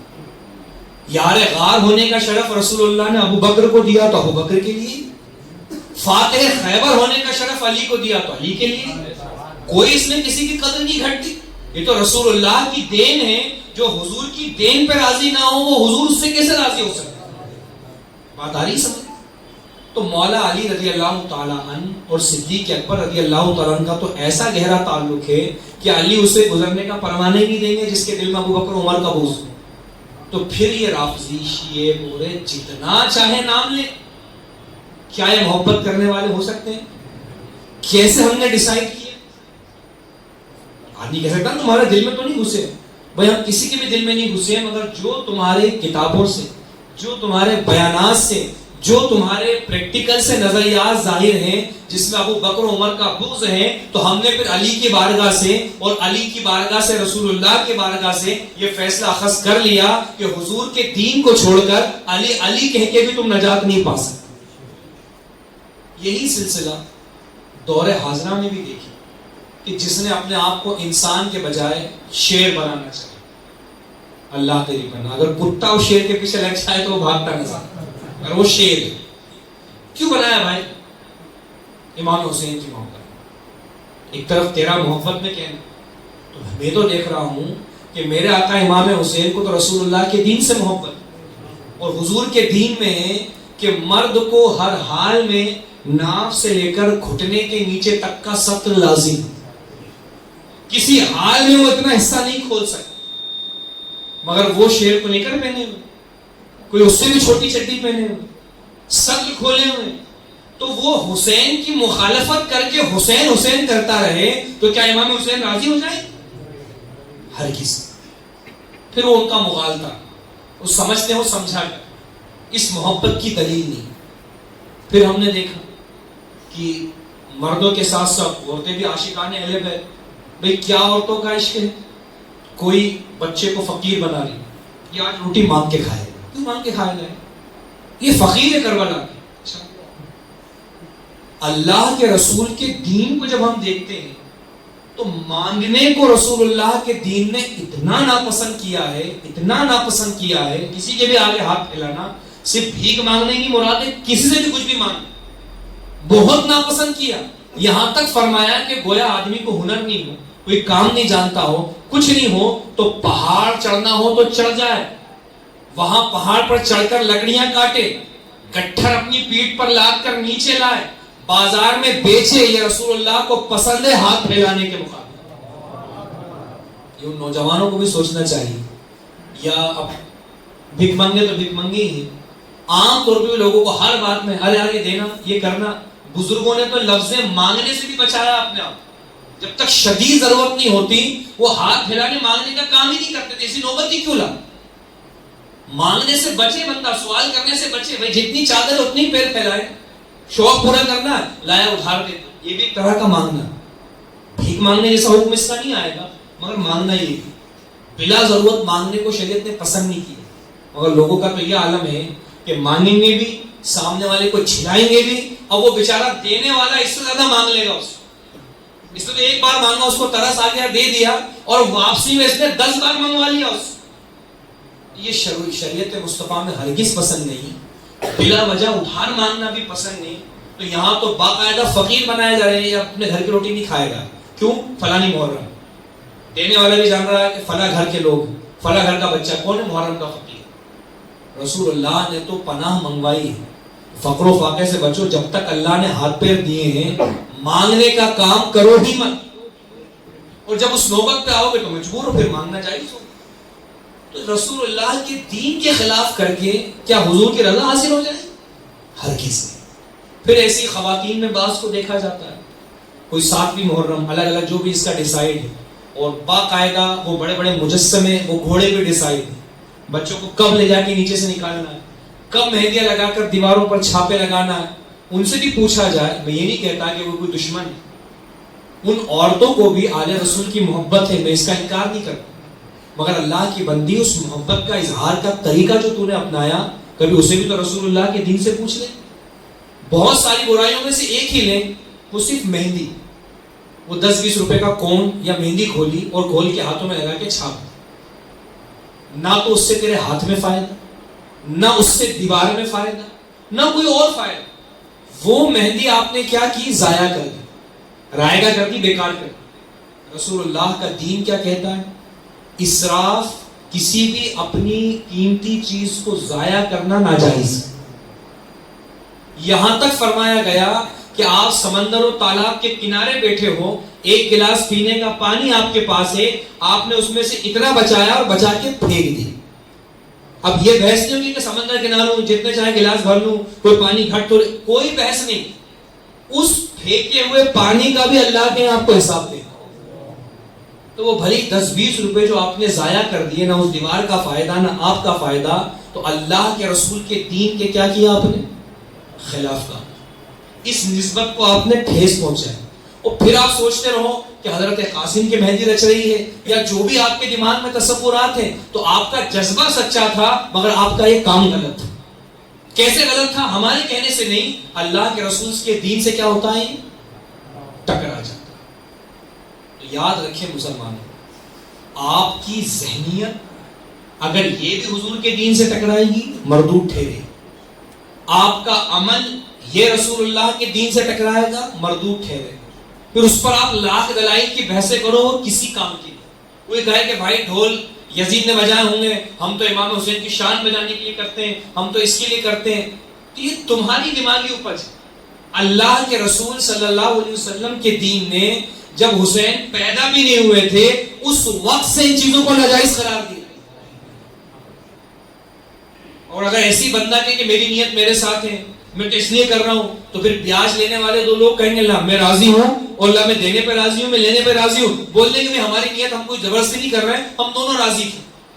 پھر تو زنا کرنے والے لڑکا لڑکی کہیں گے یہ بھی راضی تھی میں بھی راضی تھا, ہم دونوں راضی تھے. تو کیا رضامندی سے حرام حلال ہو جاتا؟ کیا ناجائز جائز ہو جائے گا؟ کیا یہ نیت کر لو کہ کوئی بات نہیں, ہمیں تو ایک دوسرے سے لگاؤ اس لیے ہم نے زنا کر لیا, تو کیا اس نیت سے وہ حرام حلال ہو جائے؟ کیا وہ سود جائز ہو جائے؟ ایسا ہرگز نہیں. تو آپ کے سوچنے سے فرق نہیں پڑے. رسول اللہ کا دین بتائے گا کہ کس چیز کے بارے میں آپ کو سوچنا بھی کیا. اسلام نام ہی مسلمان کے لیے اپنے اوپر پابندی لے لیتے. ایک شخص جو مسلمان نہیں, حرام بھی کھا رہا ہے, بیاج بھی کھا رہا ہے, غیر ایمان والا ہے, جو اس کی مرضی آئے کر رہا ہے, کیونکہ اس کے لیے دنیا ہی سب کچھ ہے. مگر جیسے ہی وہ اسلام قبول کر لیتا, تو اسلام قبول کرنے کا مطلب یہ کہ اب تم آوارہ نہیں ہو, اب پٹا ڈل گیا گلے, اب پابندی آ گئی, اب تم کسی کے ہو گئے. ایک عام مثال ہے کہ جانور بغیر پٹے کے ہو تو آوارہ, وہ ڈل جائے تو کوئی اس کا مالک ہے, یا آزاد نہیں ہے, کسی کا ہے. تو اسلام لے آئے تو اب تم آزاد نہیں, اب تم کسی کے ہو گئے. کس کے ہو گئے؟ اللہ اور رسول کے ہو گئے. اب تم اپنی مرضی کے مالک نہیں رہے, تم نے اپنی مرضی کو بھی اللہ اور رسول کی مرضی کے آگے ڈال دی. اسی لیے کیا پہننا ہے, تمہارا دل لاکھ کچھ چاہے مگر اب مرضی مولا اور مرضی رسول چلے گی. حضور ناپسند فرمائے تم وہ نہیں پہن سکتے. گرمی لگ رہی, بندہ سوچے صرف نیکر پہن لو, گھٹنے کھلے رہنے دوں, یہ تمہاری چاہت ہے, رسول اللہ کی چاہت ہے کہ کم سے کم ناف سے لے کر گھٹنے کے نیچے چھپا رہے. جب مسلمان ہو, اسلام کا پٹا ڈال لیا, تم پر لازم ہے کہ اتنا بدن چھپا کے رہو. اسلام تو نام ہی پابندی کا. دل چاہتا ہے جو چاہے کھا لو, اسلام منع کرے گا نہیں کھا سکتے. دل چاہتا ہے جو پہن لو, اسلام منع کرے گا نہیں پہن سکتے. مرضی کرتی فلاں جگہ چلا جاؤں, اسلام منع کرے گا نہیں جا سکتے. تو مسلمان تو ہونا ہی نام پابندیوں کا. اور جانتے ہیں ان پابندیوں پہ تمہیں فائدہ کیا ہے؟ آج تھوڑی سی پابندی ضرور ہے, تھوڑی سی نفس کو ٹھیس ضرور لگتی ہے, مگر خدا کی قسم اگر اسلام کی پابندی کوئی ہٹا بھی, جہان کی ہر نعمت وہ لے, مگر تب بھی وہ اپنی خواہش دنیا میں پوری نہیں کر سکتے. ایک مثال دیتا ہوں, بزرگوں میں خصوصیت کے ساتھ صوفیہ نے اس کو لکھا. صوفیہ وہ نہیں جو آج کے نیلے پیلے رنگ برنگے بابا ڈھونگی, صوفیہ وہ نہیں جو سٹے کے نمبر بتاتے. یہ تو قوم کی حالت خراب ہے کہ جس کو چاہتی سر پہ بٹھاتی ہے, تو جب لوٹنے والے تیار ہے تو لوٹنے والے کو کیا پڑے. واقعی جو صوفیہ تھے, ان جہلا نے انہیں بدنام کر کے رکھ دیا. ورنہ صوفیہ تو اس منزل کا نام ہے, اہل طریقت و معرفت تو اس منزل کا نام ہے کہ شریعت پوری فالو کر کے وہ اگلا سیکھنا شروع ہوتا ہے. اگر اب لوگ ہیں جس کو سر پہ بٹھائیں, جس کو اتار دیں, اللہ کے لوگوں کو بھی جواب دینا ہوگا. آپ اندازہ کریں اہل دل نے کیا بتایا اور کیا بات ارشاد فرمائی. صوفیہ وہ تو پہنتے ہی صوف کے کپڑے تھے, اونی یا پھر ٹاٹ کے لباس پہنتے تھے, یہاں پر صوفی جب تک رنگ برنگا نہ کر لے اپنے آپ کو، لوگ جانیں گے کیسے کہ صوفی ہے؟ یعنی گویا کہ ساری دنیا ہی دکھاوے کی ہو، مگر بہرحال جو واقعی صوفیاں ہیں، جو اللہ والے ہیں، ان کی تعلیمات کو بندہ دیکھے تو رسول اللہ صلی اللہ تعالی علیہ وسلم کی شریعت سے اوپر کی منزل طریقت، حضور کی شریعت سے اوپر کی منزل حقیقت، حضور کی شریعت سے اوپر کی منزل طریقت اور معرفت. اپنا جو ذہن بنانا ہے نا، ایک چھوٹا آدمی آزادی آدمی کو پسند ہے. کوئی سوچا میرے پاس تو سب عیش کر سکتا ہوں، میں نہیں کر سکتا. جانتے کیوں؟ ایک موٹی سی مثال، آپ کے پاس دنیا بھر کی دولت ہے، بہت سارے آپ کے عیش چھوڑو، صرف کھانے میں بندے کو بہت ساری چیز پسند ہے. ایک ہی آدمی کو پائے بھی پسند ہے، کباب بھی پسند ہے، بریانی بھی پسند ہے کہ نہیں پسند؟ وہ دھیرے وہ ہاں کرنا ہے. بکرے لائن لگا کے کھڑے رہتے ہیں سیڑھی سینکنے والے کے، ہے نا پسند؟ تین چیزیں ہیں مثال کے طور پر، پائے ہوئے، کباب ہوئے اور بریانی ہوئی، اور بھی بہت ساری پسند ہے. یہ لے لیں آپ نمکین. میٹھے میں کسی کو لوکی شریف کا حلوہ پسند، کسی کو رسگلے پسند، کسی کو ماوے کی مٹھائی پسند، اور بھی بہت کچھ پسند. اب چلو آپ نے مان لیا دین کی پابندی نہیں چاہیے، آپ پیسہ بھی ہے، مال بھی ہے، دکان بھی ہے، لانے والے بھی، اور آپ لے آؤ اپنے دسترخوان پر آپ نے رکھ لیے. کل کتنے آئٹم ہو گئے؟ 6. 3 کیا نمکین، 3 کیا میٹھے. سب آپ کو کیا ہے؟ پسند. اب آپ اپنی خواہش کیا کرنا چاہتے ہو؟ پوری کرنا چاہتے ہو. مجھے یہ بتائیں، کچھ بھی اٹھائیں گے آپ تو جس وقت آپ پائے کے شوربے کا لقمہ لے رہے ہوں گے، آپ اس وقت کباب کھا پا رہے ہوں گے، بریانی کھا پا رہے ہوں گے، وہ جتنی مٹھائیاں وہ استعمال کر پا رہے ہوں گے. جب یہ لقمہ ختم ہوگا تو اب اگلا لقمہ جس کا چاہے لو گے، ہے نا ایسا؟ جس وقت آپ مٹھائی کھا رہے اس وقت یہ چیزیں کھا پائیں گے. تو حسرت کہاں پوری ہوئی آپ کی؟ آپ کو تو 6 چیزیں پسند تھیں، سب سامنے لانے کے بعد بھی آپ صرف ایک ہی پوری کر سکے، 5 پھر بھی باقی. دنیا کا کوئی شخص سب ارینج کر لے، بیک وقت وہ اپنی خواہش کہاں پوری کر سکا؟ بھائی اس کی محبت تو اس کی بھی کبھی تھا کہ یہ لقمہ پورا ہوتا بھی کھاؤں، تو خواہش تو بچی نہیں اس کی اپنی. کوئی سوچے کام کروں سب کو ملا لوں میں، اب سب کو ملا لے گا وہ تو کیا منہ میں جا کے ہوگا آپ بھی سمجھ سکتے ہیں. پھر تو ایک بھی خواہش پوری نہیں ہوگی کہ نہ تو یہ بریانی رہ گئی، نہ یہ مٹھائی رہ گیا، نہ کچھ رہ گیا. تو سب کو ملا کے کھا کے بھی خواہش پوری کی، اور ایک جب کھا رہا ہے تو 5 خواہشیں باقی. تو دنیا میں کوئی اپنی خواہش پوری کر سکتا ہے؟ اگر قربان جاؤ، اللہ نے جب خواہش پیدا کی ہے تو اس کے پورا کرنے کی جگہ بنائی اور وہ جنت ہے. اسی کھانے کو اللہ کے محبوب صلی اللہ علیہ وسلم فرماتے ہیں کہ بندے کو جو جنتی لقمہ کھانے کو ملے گا، لقمہ ایک ہوگا، اس میں 70 مزے محسوس ہوں گے. یہاں تو 6 میں دنیا تھک گئی، 5 پہ حسرت رہ جا رہی. وہاں حضور فرماتے ہیں لقمے میں 70 مزے، اور خدا کی قسم دنیا کی کوئی ٹیکنالوجی حاصل نہیں کرا سکتی. آپ نے جب وہ 6 ملائے تھے تو منہ کا مزہ ہی کرکرا ہو گیا تھا، مگر حضور فرماتے ہیں جنتی کھانا ایک منہ میں ہوگا، ایک لقمے میں ہوگا، مگر ایک ہی منہ میں 70 مزے الگ الگ سمجھ میں آ جائیں. تو یہاں 6 پوری نہیں کر پا رہا آدمی، وہاں 70 ایک ساتھ پوری ہو. تو دنیا کا بادشاہ وقت کیوں نہ ہو، اڈانی امبانی کیوں نہ ہو، وہ بھی اپنی خواہش بیک وقت پورا کر سکے. ہر چیز نہیں. ارے کوئی سی مثال ہو، ایک آدمی کو امریکہ بھی پسند ہے، آسٹریلیا بھی پسند ہے، کہاں جا پائے گا ایک وقت میں؟ ارے اس کے پاس اپنا خود کا چارٹر پلین ہے، وہ جہاں چاہے جا سکتا، کوئی پابندی نہیں. مگر ادھر جائے گا تو اس کی خواہش تو بچ گئی نا، ادھر جائے گا تو اس کی خواہش تو بچ گئی نا. تو سب کچھ پا کے بھی تو خواہش پوری نہیں کر سکتا. کیا حاصل ایسی خواہش کے پیچھے دوڑنے سے کہ جنہوں نے سب پا لیا وہ پوری نہیں کر سک رہے، اور ہم پھر اس پانے کے پیچھے دوڑ رہے ہیں کہ ہم پہلے مال پالیں تو خواہش پوری کریں. اگر خدا کی قسم دنیاوی خواہشات پوری ہوتی، یا اللہ کے نزدیک مال اکٹھا کرنا، دولت مند ہو جانا، پیسے والا ہو جانا، اس کی ذرا سی بھی قدر و قیمت ہوتی تو سب سے زیادہ مالدار اولیاء اللہ ہوتے. سب سے زیادہ مالدار اولیاء اللہ. انہیں معلوم تھا کہ اللہ کی رضا مال میں ہے، سب سے بڑے مالدار وہی ہوتے. اور انہوں نے جان لیا، اسی لیے تخت سمنا موجود ہے اور مخدوم اشرف جہانگیر سمنانی اس کو چھوڑ رہے ہیں اور چلے جا رہے ہیں. غریب نواز آپ کے والد کے وصال کے بعد پورا باغیچہ آپ کو مل رہا ہے، پنچکی مل رہی ہے، وہ صرف اگر چلتی رہتی تو آپ کے اخراجات مل جاتے، مگر اس کو بھی بیچ کر وہ اللہ کی راہ میں نکل جاتا. تو وہ بے وقوف نہیں کہ تخت چھوڑ کے چلے گئے، باغیچہ پنچکی سب چھوڑ کے چلے گئے، بلکہ عقل مند وہی ہے کہ جب یہ چھوڑ کے جا رہے ہیں تو اس سے زیادہ کچھ مل رہا ہوگا نا.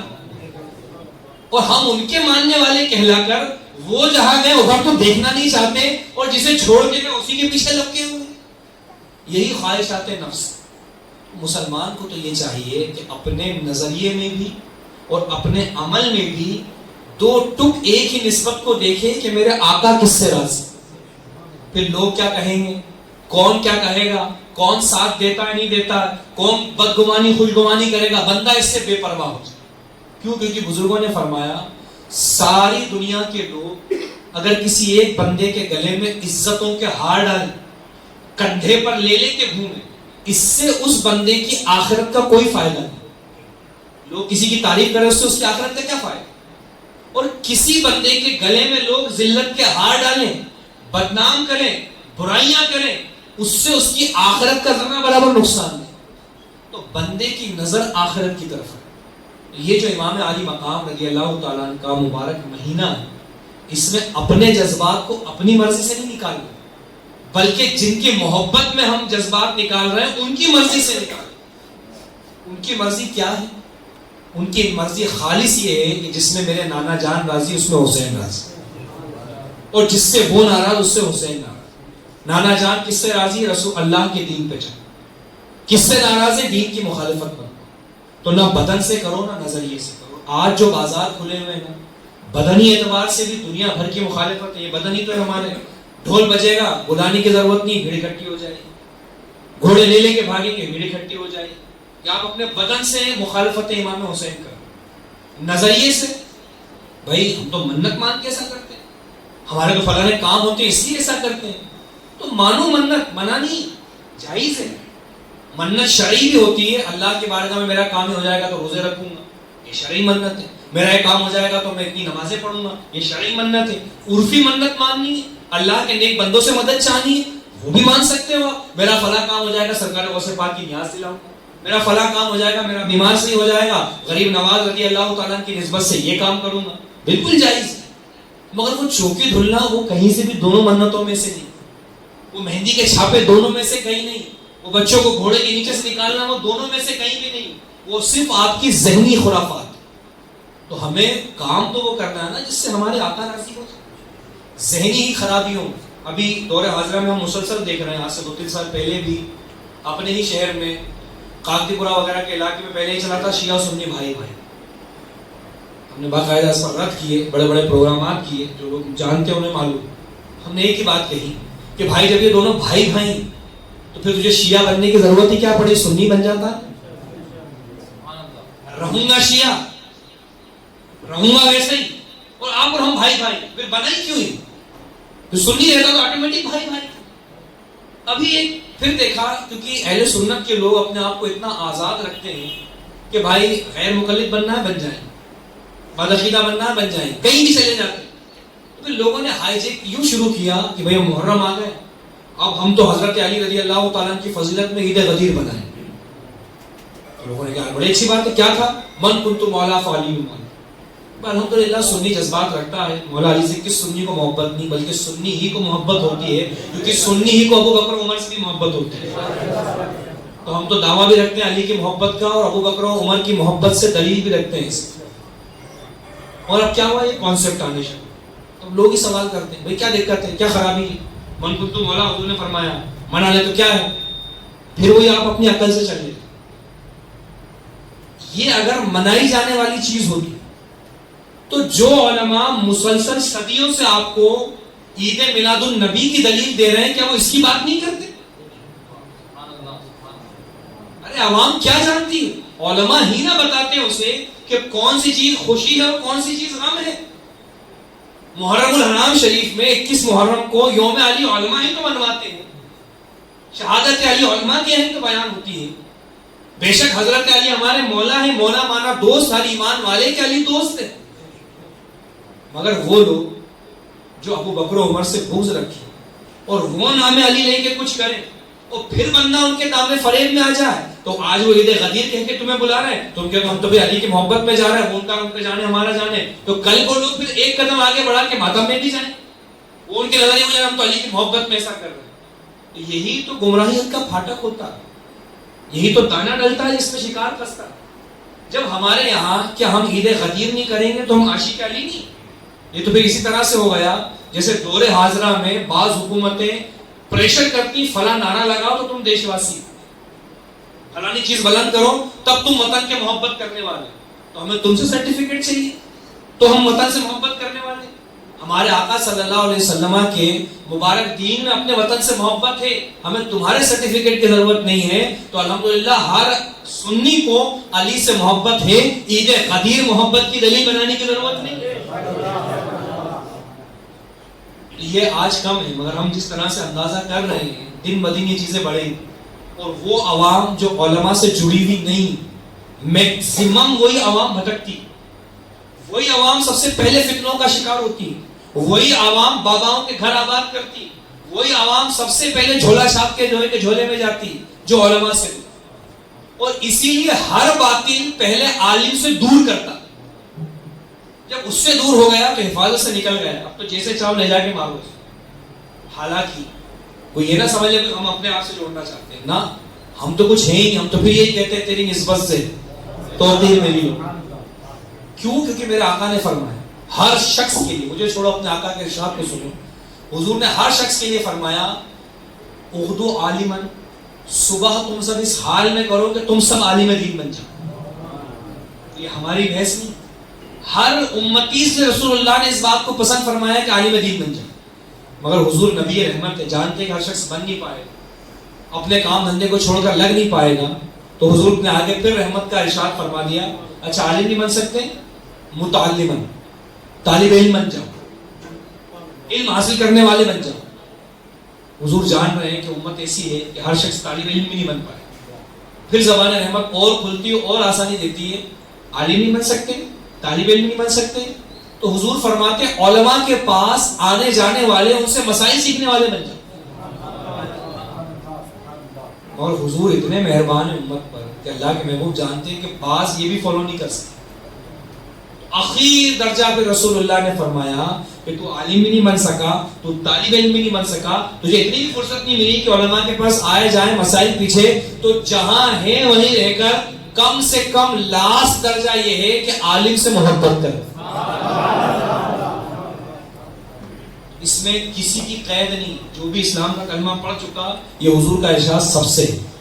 4 چیزیں حضور نے آپ سب سے بھی فرمائی، یا تو آپ کیا بن جاؤ، یا پھر کیا بن جاؤ، یا پھر کیا بن جاؤ، علماء کے پاس آنے جانے والے، یا پھر محبت کرنا. کتنی چیزیں ہوئی؟ حضور نے فرمایا 5واں مت بننا. پہلا بن جانا یہ نہیں بن سکتے، دوسرا بن جانا، تیسرا بن جانا، کم سے کم چوتھا بن جانا، 5واں مت بننا. 5واں کون ہوگا؟ جو عالم دین بن جائے وہ، جو طالب علم بن جائے وہ، جو علماء کے پاس آئے جائے وہ، جو عالم سے محبت کرے وہ. 5واں کون ہوگا؟ جو نہ تو عالم ہی بن سکا، نہ طالب علم ہی بن سکا، نہ عالموں کے پاس آتا جاتا ہے، بلکہ محبت بھی نہیں، برائی کرتا رہتا. کیا بنا وہ؟ حضور نے فرمایا جو 5واں بنے گا ہلاک ہو جائے. آج اپنی نگاہوں سے اس ارشاد نبوی کا پریکٹیکل دیکھیں. جتنے لوگ جن جن الجھنوں میں پھنسے ہیں، وہ چاہے باباؤں والی ہوں یا وہ کسی اور برائی میں ہوں، علماء کی دوری کی وجہ سے. اور آج جو بھی بچا ہوا ہے کہ وہ حضرت علی کو بھی جس مرتبے پہ اسی مرتبے پہ مانتا، قد بڑھائے گا، حضرت علی کا جو مرتبہ اس سے گھٹائے گا. تو ضرور وہ علی سے جڑا. کیوں؟ کیونکہ علی کی فضیلت کا یہ مطلب تھوڑی کہ ابو بکر کی شان گھٹا, یا ابو بکر کی افضلیت کا یہ مطلب تھوڑی کہ علی کی خصوصیت کا انکار کرو. جس کو جو میرے آقا نے دے دیا وہ لے کر راضی اور ہم مان کر راضی. عمومی افضلیت کی جب بات کی جائے گی تو ابو بکر صدیق سب سے افضل, عمر اس کے بعد افضل, عثمان اس کے بعد افضل ہے, علی اس کے بعد افضل. خصوصیت کی بات کی جائے گی تو جو خصوصیت جس کی ہے وہ اسی کے لیے. ہجرت میں یار غار ہونا ہے صرف ابو بکر کے لیے. حضور کی موجودگی میں مصلی امامت پر مسلمانوں کا امام ہونا ہے صرف علی کے لیے. پہلا خلیفہ ہونا ہے صرف ابو بکر کے لیے, اور پہلا مصلی پہ آنا ہے ابو بکر کے لیے. حضور کا یار غار ہونا ابو بکر کے لیے. فاتح خیبر ہونا علی کے لیے. من کنت مولا کی فضیلت علی کے لیے. حسنین کا بابا ہونا علی کے لیے. سیدہ فاطمہ کا شوہر نامدار ہونا علی کے لیے. وہ علی کے لیے.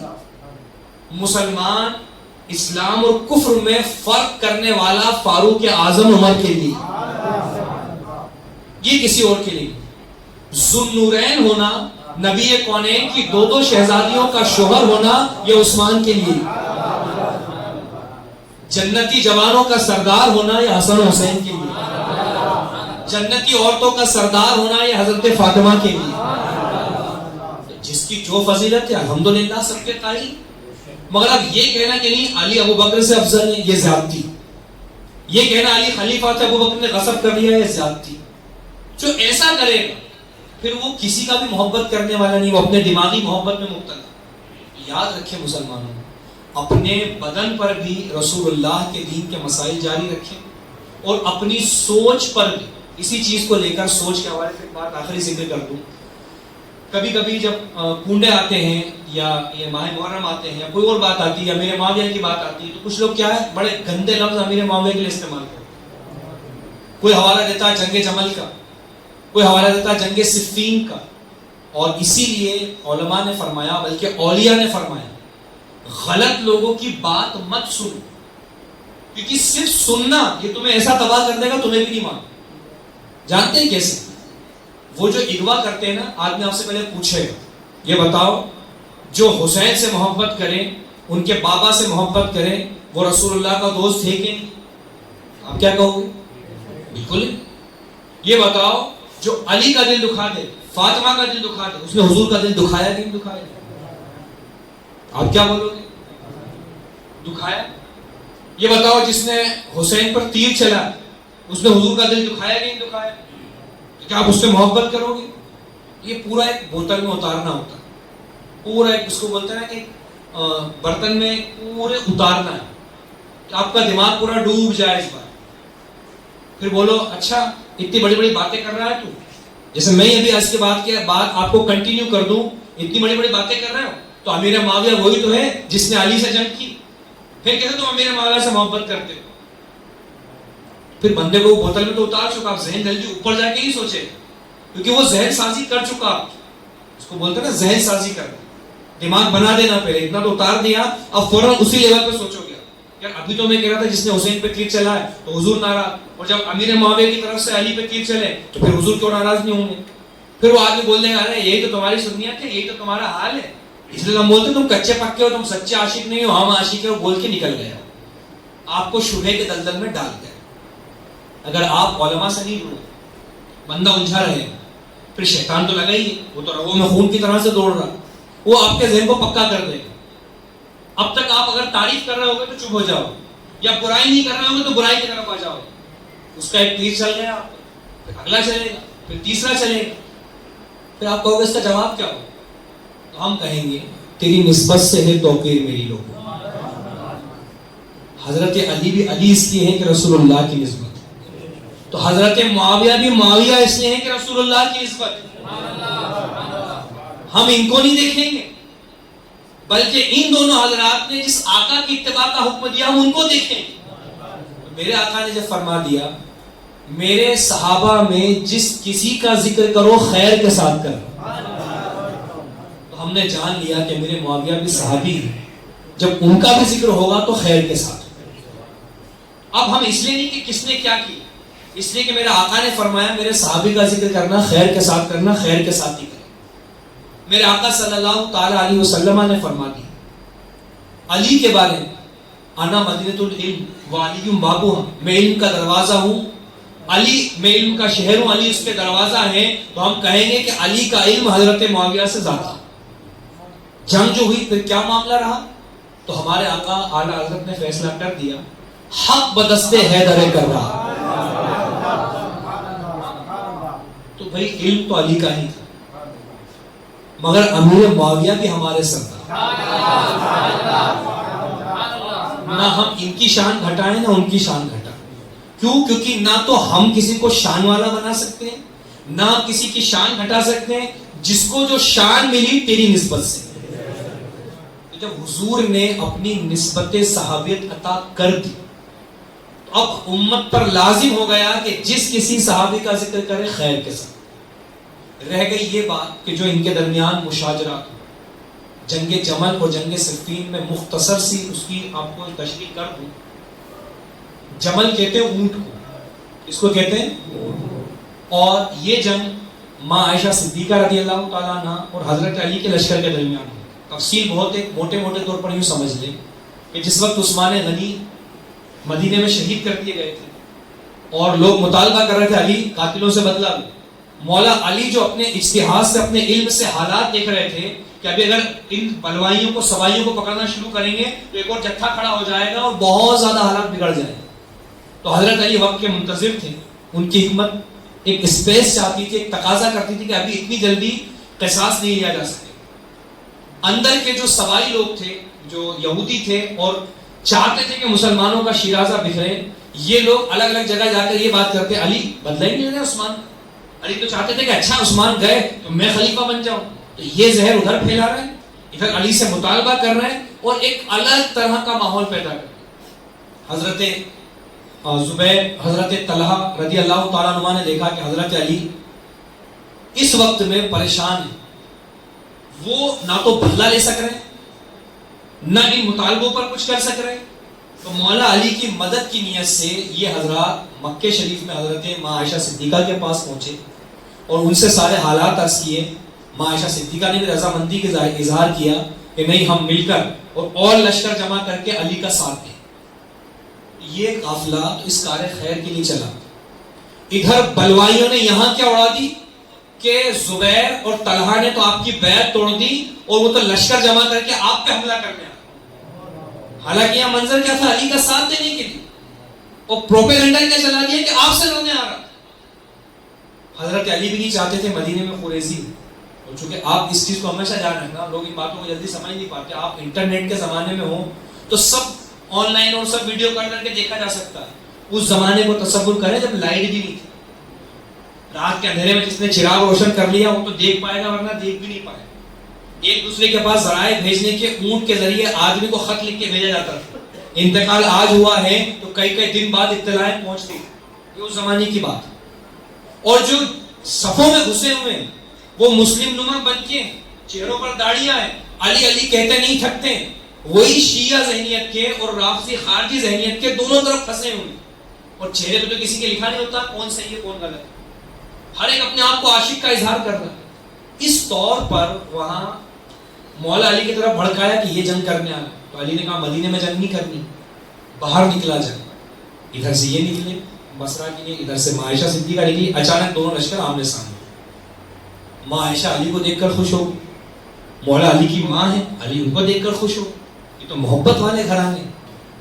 حضرت طلحہ زبیر کو علی نے دیکھا، پڑاؤ ڈال دیا، گفتگو شروع ہوئی، ایک دوسرے کا اظہار خیال کر دیا گیا، علی تھوڑا مطالبہ آپ جلدی جو ہے کہ کریں، لوگوں کے حالت بدل رہے ہیں کہ علی عثمان قتل ہو کر ابھی تک بدلہ نہیں لیا گیا، ہم آپ کا ساتھ دیں گے۔ یہ گفتگو ہوئی، ایک دستاویز پوری تحریر کی گئی اور یہ ہوا کہ اس پر مہر لگا کے فائنل ہو جائے۔ رات کا وقت ہو چکا، دونوں حضرات اپنے اپنے خیمے میں چلے گئے، خیموں میں پڑاؤ ڈل گئے کہ صبح اس دستاویز پر دستخط ہو گئے اور مل کے اب جو ہے کہ دفاع کیا جائے۔ مگر ان بلوائیوں کو کہاں منظور تھا، ان کی تو اسکیم فیل ہو جاتی ہے نا، وہ تو چاہتے تھے مسلمانوں میں انتشار، اور یہ ایک ساتھ ہو جائیں گے، اب تو بلوائیوں کی خیر نہیں۔ ان ظالموں نے رات کے سناٹے میں نکل کر پھر ایک میٹنگ کی، کہا اگر یہ لشکر اب مدینے چلا گیا تو ہماری خیر نہیں، کیا کریں؟ پھر انہوں نے یہ کیا, ایک کام کرو, تم عائشہ صدیقہ کے لشکر پہ حملہ کر دو اور ہم علی کے لشکر پہ حملہ کر دیں. رات میں یہ پلاننگ ہوئی, اپنے اپنے لشکروں میں گئے اور حملہ شروع کر دیا. اب اندازہ کر سکتے ہیں رات کی تاریکی, اندھیرا, جو بھی اس زمانے میں ٹینٹ لگتے تھے جس میں آرام کرتی تھی فوجیں وہ اس میں, اور رات ہے تو کوئی مشالے تو جلا کے نہیں بیٹھا, اندھیرا ہے, ادھر سے انہوں نے تیر چلانا شروع کیا. اب ظاہر سی بات ہے آدمی سو رہا, اچانک آ کے تیر لگا, خون کا فمارہ اٹھا, وہ چیخا, بغل والے نے دیکھا یہ کیا ہوا, دیکھا سامنے سے تیر چل رہا ہے علی کی طرف سے. اب ادھر سے آوازیں بلند کی, مارو مارو, علی کا حکم ہو گیا. ادھر کے لوگ کیا سمجھیں گے, آپ خود بتاؤ, ادھر ہوگے تو کیا سمجھو گے, یہ سمجھو گے کہ دغا کر دی, ادھر سے دھوکہ دے دیا, حملہ کر دیا رات کے اندھیرے میں. اب یہی حال ادھر سے بھی کیا گیا, جو ادھر کے چھپے تھے ادھر سے ادھر تیر چلا دی, ادھر والوں کو تیر لگے, دیکھا ادھر سے تیر برس رہے لشکر سے, یعنی ماں عائشہ صدیقہ کے لشکر میں دھوکہ کر دیا. اب جب تیر چل ہی گئے, دونوں طرف سے لوگ نکل پڑے. رات کا اندھیرا, کون کس سے اب بات کرے جب جنگ شروع ہو چکی. ہزاروں صحابہ تابعین کام میں, رات بھر جنگ چلتی رہی. صبح ہوا تو نہ حضرت علی کے آنسو تھمتے تھے, نہ عائشہ صدیقہ کے آنسو تھمتے تھے. خوش ہونا تھا نا دونوں کو, اگر لڑائی کرنی تھی تو رونا کیا, ٹھیک ہے میری طرف سے مجاہد گئے, مگر نہیں, وہ جانتے ہیں کہ نہ ہمارے دل میں تمہارے لیے کچھ ہے, نہ تمہارے دل میں ہمارے لیے کچھ ہے. یہ علی, ان کی فضیلت ماں عائشہ جانتی ہیں اور یہ ماں عائشہ علی جانتے ہیں. مگر جو ہونی تھی, قدرت نے جس کو مقدر کیا تھا وہ ہوئی. دونوں معذور ہیں, بلکہ بعض روایتوں کے اعتبار سے خود حضرت علی نے ان ساری لاشوں کا جنازہ پڑھایا. اگر وہ غلط ہوتے, اس قابل نہیں ہوتے, باطل ہوتے, باغی ہوتے, تو کیا علی باغی کا جنازہ پڑھائے؟ اور پھر ظالموں, شیعوں, گندی ذہنیت رکھنے والوں, اس جنگ کو برائی کے طور پہ بتانے والوں, تم ہی تو کہتے ہو نا کہ علی جس کو ٹھوکر مار دے وہ پتھر ہو تو سونا بن جائے. تم ہی تو کہتے ہو نا کہ علی رضی اللہ تعالیٰ جس کی طرف نگاہ کرتے وہ جنتی ہو جائے. تو ظالم جب علی نے نماز جنازہ پڑھ کے کہا ہوگا اللہم اغفر لی حینا و میتنا, تو علی جسے ٹھوکر لگا دے وہ جنتی, اور جس کی مغفرت کے لیے جنازہ پڑھا دے وہ جنتی نہیں ہو. شیطان کب چاہے گا کہ لوگ یہ سمجھیں. وہ تو کہے گا بس دیکھو جنگ کی نا, علی سے جنگ, علی کی برائی, بس اس نے وہ کہانی, جو شیشہ جو بوتل میں اتارنا تھا, جو برین واش کیا تھا, اتر گیا آدمی. اور علماء سے دوری, علماء کی برائی, علماء کا بغض, یا عالم مولویوں کا یہ ہے, تو کون سا بیٹھے بیٹھے نجات پا جائے. تیرے بارے میں تو کوئی ذکر نہیں. علماء کے بارے میں قرآن نے فرمایا انما یخشی اللہ من عبادہ العلماء, اللہ سے ڈرنے والے علماء. بتقاضۂ بشری کسی سے کچھ ہو بھی تو سب سے ہو سکتا. شیطان کس پہ داؤ نہیں چلاتا, ولیوں پہ داؤ چلایا تو کس کو چھوڑے. مگر تجھے یہ کہاں حکم تھا کہ تو دنیا میں لوگوں کے حساب و کتاب کرنا, تو دنیا میں فیصلہ کرنا وہ ایسا یہ ایسا ایسا, تجھے اپنے گریبان میں جھانکنے کا حکم دیا تھا. مگر لوگوں کا حال آج یہی, جس موضوع پر بیان کرو, اگر یہاں ہم بیان کریں نا, آپ سے مراد نہیں, کہیں بھی جھوٹا ایسا ہے, جھوٹے پہ اللہ کی لعنت ہے, جھوٹے کے بارے میں حضور نے فرمایا, آدمی سب سے پہلے سوچتا فلانا, اور یار میرا دوست کتنا جھوٹ بولتا ہے, کیا ہوئے گا اس کو. ارے یار وہ بہت جھوٹ بولتا ہے, تھوڑا بہت تو بھی تو بولتا ہوگا, اپنا بھی تو سوچ کے تیرا کیا ہوگا. مگر لوگ بیان بھی ایسا سنتے ہیں کہ اس برائی کو پہلے سب سے بڑے برے کو دیکھیں گے. شرابی کی بات کی جائے تو آدمی یہ نہیں سوچے گا کہ کبھی 2-4 کش میں نے بھی لیے تھے, اور یار فلانا تو دھوت رہتا ہے, کیا ہوئے گا اس کا. ارے تو نے بھی تو پسند کر لیا تھا, تیرا کیا ہوگا یہ سوچ. تو جس دن قوم یہ سوچ کے تقریر سنے گی نا کہ بھائی جو بیان ہوا اس میں میرے اندر کیا کمی, میں تو اپنی فکر کروں, دوزخ مجھے کھانے آئے گی نا تو میرا دوست نہیں بچا لے گا, یا وہ زیادہ گناہگار نہیں بچا لیں گے, ان کو ان کی کھائے گی, میری مجھے کھائے گی. تو قوم میں اصلاح ہونے لگی. اور جب بیان لوگ اس نیت سے سنیں گے نا کہ جس برائی کو بیان کرے فلاں تو بہت زیادہ ہے, فلاں تو تمہیں اپنے آپ کو تو پارسا کر کے دودھ سے دھلا کے بٹھا دیا اپنے آپ کو, تیری اصلاح نہیں ہو پائی. اپنی خود کی بندہ اصلاح کر. تو جنگ جمل ہو یا جنگ صفین, جنگ جمل سن 36 ہجری میں ہوا. پس منظر آپ نے سمجھ لیا, دونوں نہیں چاہتے تھے, مگر اندر کے جو غدار تھے انہوں نے اس جنگ کو بھڑایا. امیر معاویہ ایک شامی لشکر رکھتے تھے, حضرت عثمان غنی کے رشتہ دار تھے, مطالبہ کر رہے تھے. اب وہاں یہ خبر پھیلا دی, دیکھو علی نہ تو مطالبہ کر رہے ہیں نہ کچھ کر رہے ہیں, اور الٹا حضرت طلحہ اور عائشہ صدیقہ ان کے لشکر سے جنگ کی. ایک نیا بھڑکاؤ یہاں کیا, امیر معاویہ لشکر لے کر آئے, پھر حضرت علی کا لشکر آیا, پھر صفین کے مقام پر ایک جنگ ہوئی, وہ جنگ صفین. تو نہ حضرت امیر معاویہ حضرت علی کی فضیلت کا انکار کرتے ہیں، نہ حضرت علی امیر معاویہ کے حضور کا صحابی ہونے کا انکار کرتے ہیں. ان میں تو محبت ہے. اور قربان جاؤں میں امیر معاویہ کی محبت رسول پر. اگر امیر معاویہ کو علی سے بغض ہوتا، حسنین سے بغض ہوتا، تو یہ وہی تو امیر معاویہ ہے جو اپنے انتقال پر وصیت کرتے ہیں لوگوں، وقت کے بادشاہ کیا دنیا کا زر پر لباس ہے کیا وہ مہیا نہیں کرا سکتے، مگر کہتے ہیں میرا انتقال ہونا تو میں نے سنبھال کر رسول اللہ کی تہبند رکھی. امیر معاویہ نے حضور کے بال تراشے، کہا میرے پاس حضور کے منہ مبارک، حضور جو ناخن مبارک تراشتے تھے نا میں نے وہ بھی سنبھال کے رکھی. لوگوں میرے قبر میں مجھے ان رسول اللہ کے پیرہن کو پہنا دینا، حضور کے منہ مبارک اور ناخن مبارک کو میرے بدن پہ رکھ دینا کہ اللہ مجھ پر رحم فرما. تو جسے ناخن رسول سے اتنی محبت ہو، جسے منہ رسول سے اتنی محبت ہو، جسے پیرہن رسول سے اتنی محبت ہو، اسے آل رسول سے کتنی محبت ہو. یہ بدبخت مضمون نہیں سمجھا پائیں، کیونکہ ان کا تو مقصد ہی کسی کا بغض اور کسی کی محبت کی بات کرنا. یاد رکھیں ہمیں ہر چیز سب سے اوپر لیول اٹھ کے رسول اللہ کی نسبت سے دیکھیں، ہم بھٹکنے سے بچ جائیں. اور جہاں آپ نیچے اتر کے لوگوں کی باتوں میں آئے تو کوئی علی کا نام لے کے بہکائے گا، کوئی فاطمہ کا نام لے کے بہکائے گا، کوئی اہل بیت کے بغض سکھائے گا. اور جب علماء کو برا کہو گے، انہی کی برائی کرو گے، تو پانچواں بن کے تم خود اپنے ہلاکت کے سامان مہیا کرو. تو یاد رکھیں کل ملا کر مقصد یہ ہے کہ ان مبارک مہینوں میں ان کی شہادتیں بیان کر کے، ان کے تذکرے کر کے اپنے آپ کے اندر طاقت لائے گا.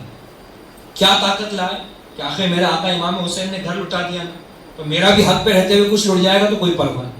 انہوں نے جانیں دے دی نا تو میری جان بھی چلے جائیں گے تو کچھ پرواہ نہیں. صرف اور صرف یہ دیکھوں کہ رسول اللہ کے دین پہ ہوں کہ نہیں. میرے آقا امام حسین رضی اللہ تعالیٰ نے میدان کربلا میں خواب دیکھا، اچانک اٹھے انا للہ و انا الیہ راجعون والحمد للہ رب العالمین. امام زین العابدین نے پوچھا بابا جان کیا بات ہو گئی آپ نے انا للہ پڑھا؟ امام حسین فرماتے ہیں میں نے خواب میں رسول اللہ کو دیکھا، میرے آقا نے ارشاد فرمایا حسین بس تھوڑا اور انتظار کرو، آج تم اپنا روزہ افطار ہمارے پاس حوض کوثر پر آ کر کرو. امام زین العابدین نے پوچھا بابا جان کیا آپ شہید کیے جائیں گے؟ امام حسین نے فرمایا ہاں میں شہید کیا جاؤں. امام زین العابدین نے پوچھا کیا ہم حق پر نہیں ہیں؟ امام حسین نے فرمایا بے شک ہم حق پر ہیں، بے شک ہم رسول اللہ کے دین پر ہیں. امام زین العابدین نے کیا کہا جب اپنے نبی کے دین پر ہیں تو پھر یہ گردن دھڑ پر رہے یا چلی جائے کوئی پرواہ نہیں.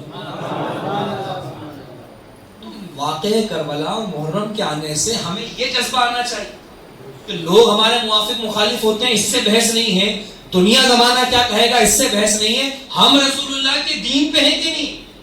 دین پہ نہ رہے اور زمانہ تعریف کرے تو کیا آخرت کا فائدہ، اور دین پر رہے زمانہ برائی کرے تو کیا آخرت کا نقصان. تو نظر ہمیشہ آخرت پر رہے. اسی پر امام حسین کی نظر تھی، اسی پر امام حسن کی نظر تھی، اسی پر سارے اہل بیت اور صحابہ کی نظر، اسی پر تمام اولیاء اللہ کی نظر. تو اگر ہم ان کے سچے ماننے والے ہیں تو ہماری نظر بھی ہمیشہ رسول اللہ کے دین اور آخرت پر ہونی چاہیے. تو نہ ہمیں جنگ جمل کی بحث میں پڑھنا ہے، نہ جنگ صفین کی بحث میں پڑھنا ہے، نہ ایمان ابو طالب میں پڑھنا ہے. یہ ایک بڑا شوشہ ہے. ابو طالب کو کیا مانتے ہیں؟ تم کیا مانتے ہو؟ تمہارے اعلیٰ حضرت کیا مانتے ہیں؟ فلاں کیا مانتا ہے؟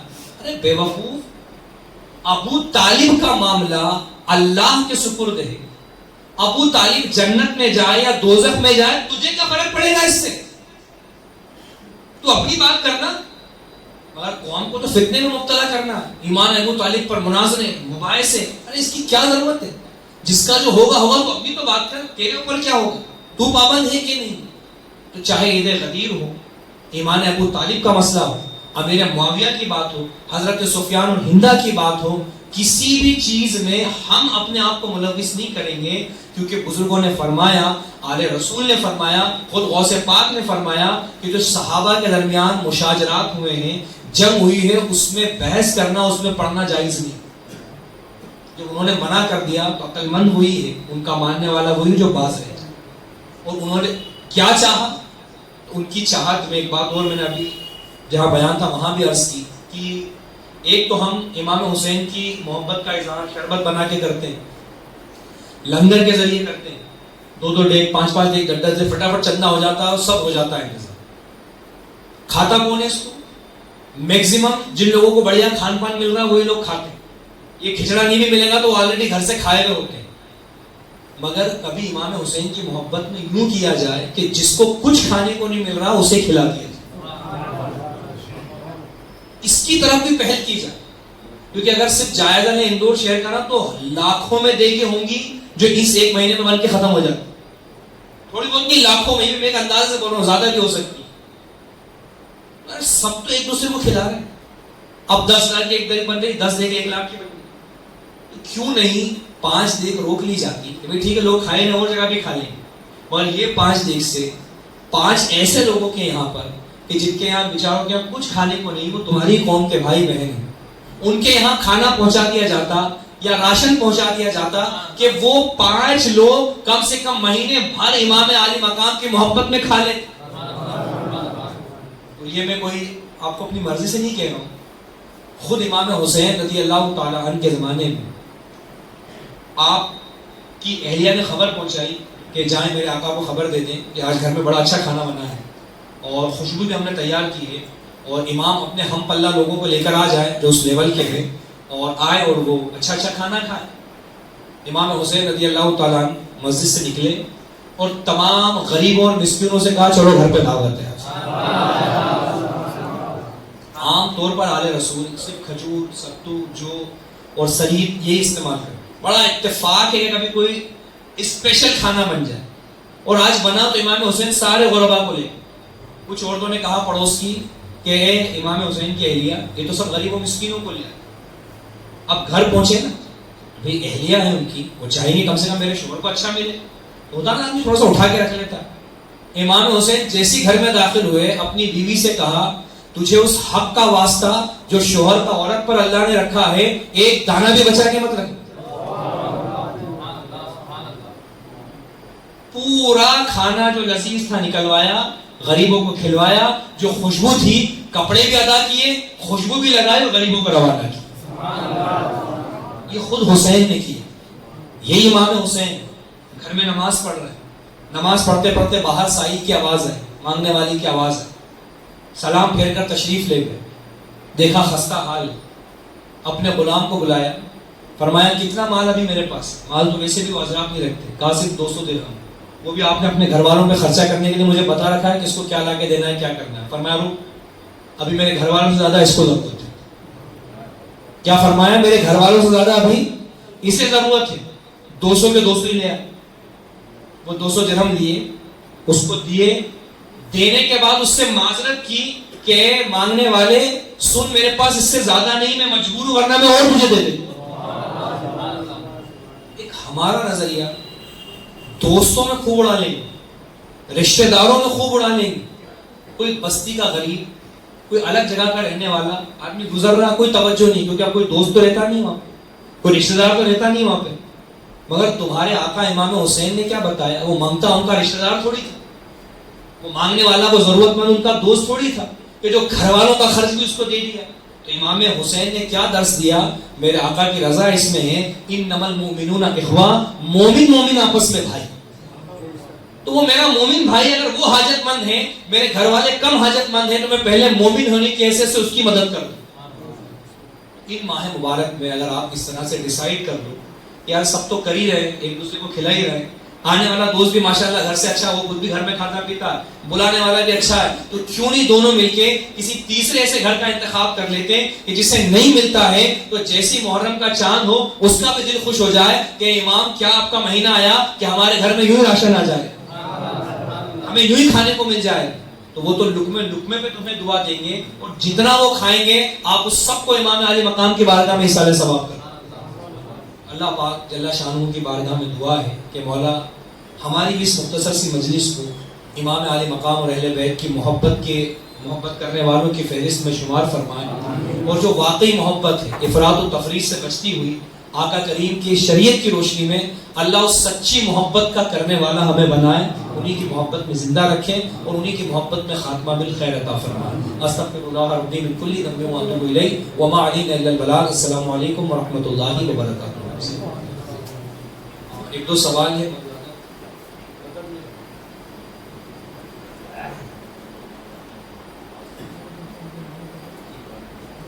ایک سوال دیکھیے، ویسے اتنی گفتگو میں تو میں سمجھتا ہوں کہ آپ لوگوں کو تو واضح ہو گیا ہوگا، مزید دیکھیے کہ جو ہر شہر علاقے میں ایک مصنوعی فرضی کربلا بنا رکھی، حالانکہ اگر دیکھا جائے تو غیر مسلموں میں اپنی عزت آپ اچھالنا ہے اور اپنے امام کا تماشا آپ بنانا ہے کہ ایک طرف تو یار تمہارے ہسٹری بیان ہوتی کہ کربلا جس میں آل رسول اپنی جانوں پر کھیل رہے تھے، دین کی حفاظت کر رہے تھے، اور ایک تم نے بنائی جس میں جھولے گھوم رہے ہیں اور عورتیں پاپڑ بھجی کھا رہے، پھر تم نام کربلا کا دے رہے۔ ایک وہ جو حقیقی کربلا تھی جس میں عورتیں اپنے آپ کو پردے میں کی ہوئی تھی، شوہر بھائی بیٹا شہید ہو رہے تھے مگر یہ پردے سے باہر نہیں آ رہی تھی، اور ایک یہ کربلا ہے کہ جہاں بے پردہ تیار ہو کے عورت جاتی، یہ تو پوچھنے کی بات ہی نہیں۔ کیا امام حسین اور سیدہ فاطمہ کے دل کو تکلیف گزرتی ہوگی کہ تم نے اس کا نام کربلا رکھا کہ جس کربلا میں ہم جس نانا جان کی شریعت کو بچانے چلے تھے تو کربلا نام رکھ کے اسی شریعت کا مذاق بنا رہا ہے، اپنے آپ کے لیے بھی ہلاکت اور لوگوں کے لیے بھی جگ ہسائی کی بات۔ یہ مسلمان کا تو وہ تہوار آ گیا، کائے کا پاپڑ بھجیے، گھومنے اچھلنے کودنے۔ ارے ہونا تو یہ چاہیے تھا کہ بندہ سنجیدہ ہو جائے، دل دماغ میں امام علی مقام کی قربانیوں کے تصور آ جائے، اپنی کمیوں کو ان کی اس قربانی سے طاقت میں بدلے اور یہ عمل کی دنیا میں آ جائے۔ تو دنیا بھی دیکھتی کہ کوئی مہینہ آیا ان کا ایک دم سنجیدہ ہو گئے، مگر نہیں، ہم نے تو ایسا لیا انہیں کہ ایک دم ہم بھی آزاد ہو گئے۔ یہ بڑی تکلیف دینے والی بات ہے آل رسول، یہ بھی بڑی جہالت کی بات ہے۔ ہم تو جب کہہ دیے رہے کہ قتل حسین اصل میں مر گئے یزید، یعنی یزید گیا وہ حسین نہیں گیا، اور جب کربلا اسلام زندہ ہوتا ہے کربلا کے بعد، کربلا کے بعد اسلام زندہ ہو رہا ہے تو حسین تو زندہ ہے ہی، تو کیا غم منانا، کس بات کی جھاڑو نہیں دینا، کس بات کا گوشت نہیں بنانا۔ ارے امام علی مقام رضی اللہ تعالیٰ عنہ، بے شک وہ تو ان کی کامیابی کی زندگی تھی، شہادت میں ان کی کامیابی تھی، تو یہ بھی شریعت مطہرہ نے منع کیا کہ جس چیز کو اللہ رسول نے حلال ٹھہرایا اسے تم روک نہیں سکتے۔ جھاڑو کیوں نہیں دلاؤ گے صاحب؟ سبزی ترکاری کی اچھی، گوشت مچھلی کیوں نہیں بناؤ گے؟ جب رسول اللہ کے دین نے جائز قرار دیا تو تم کیسے روک سکتے ہو؟ پھر کسی کو آتا ہے بھائی ان کے غم کا مہینہ ہے، تو مذہب اسلام نے 3 دن سے زیادہ غم منانے کی اجازت نہیں دی۔ عورت کا اگر شوہر انتقال کر جائے تو 4 مہینے 10 دن سے زیادہ غم منانے کی اجازت نہیں ہے۔ 4 مہینے 10 دن کے بعد تو وہ عورت بھی کسی دوسرے مرد سے نکاح کر سکتی ہے، اس کا بھی غم ختم ہے۔ تو آج سن 61 ہجری میں امام علی مقام کی شہادت، اور اب ہم غم منائیں گے؟ یہ تو پھر حضور کے دین سے ٹکرانا ہوگا، دین سے ٹکرائے گا تو حسین راضی ہوں گے۔ تو کوئی بھی، میں نے کہا، نہ نظریہ ایسا بناؤ جو دین سے ٹکرا جائے، نہ عمل ایسا کرو جو دین سے ٹکرا جائے۔ تو اس طرح کے معاملات 10ویں محرم کو کربلا میں جا کے کرنا، یا اس طرح کی فکر اپنے گھر میں رکھنا کہ یہ نہیں کریں گے، اچھا نہیں پہنیں گے، نیا نہیں پہنیں گے، یہ ساری باتیں حضور کے دین سے ٹکراتی ہیں، اور جو دین سے ٹکرا جائے وہ ہرگز قابل قبول نہیں ہو سکتی۔ ٹھیک ہے، اللہ پاک ہمیں عمل کی توفیق عطا فرمائے۔ استغفر اللہ ربی من کل ذنب۔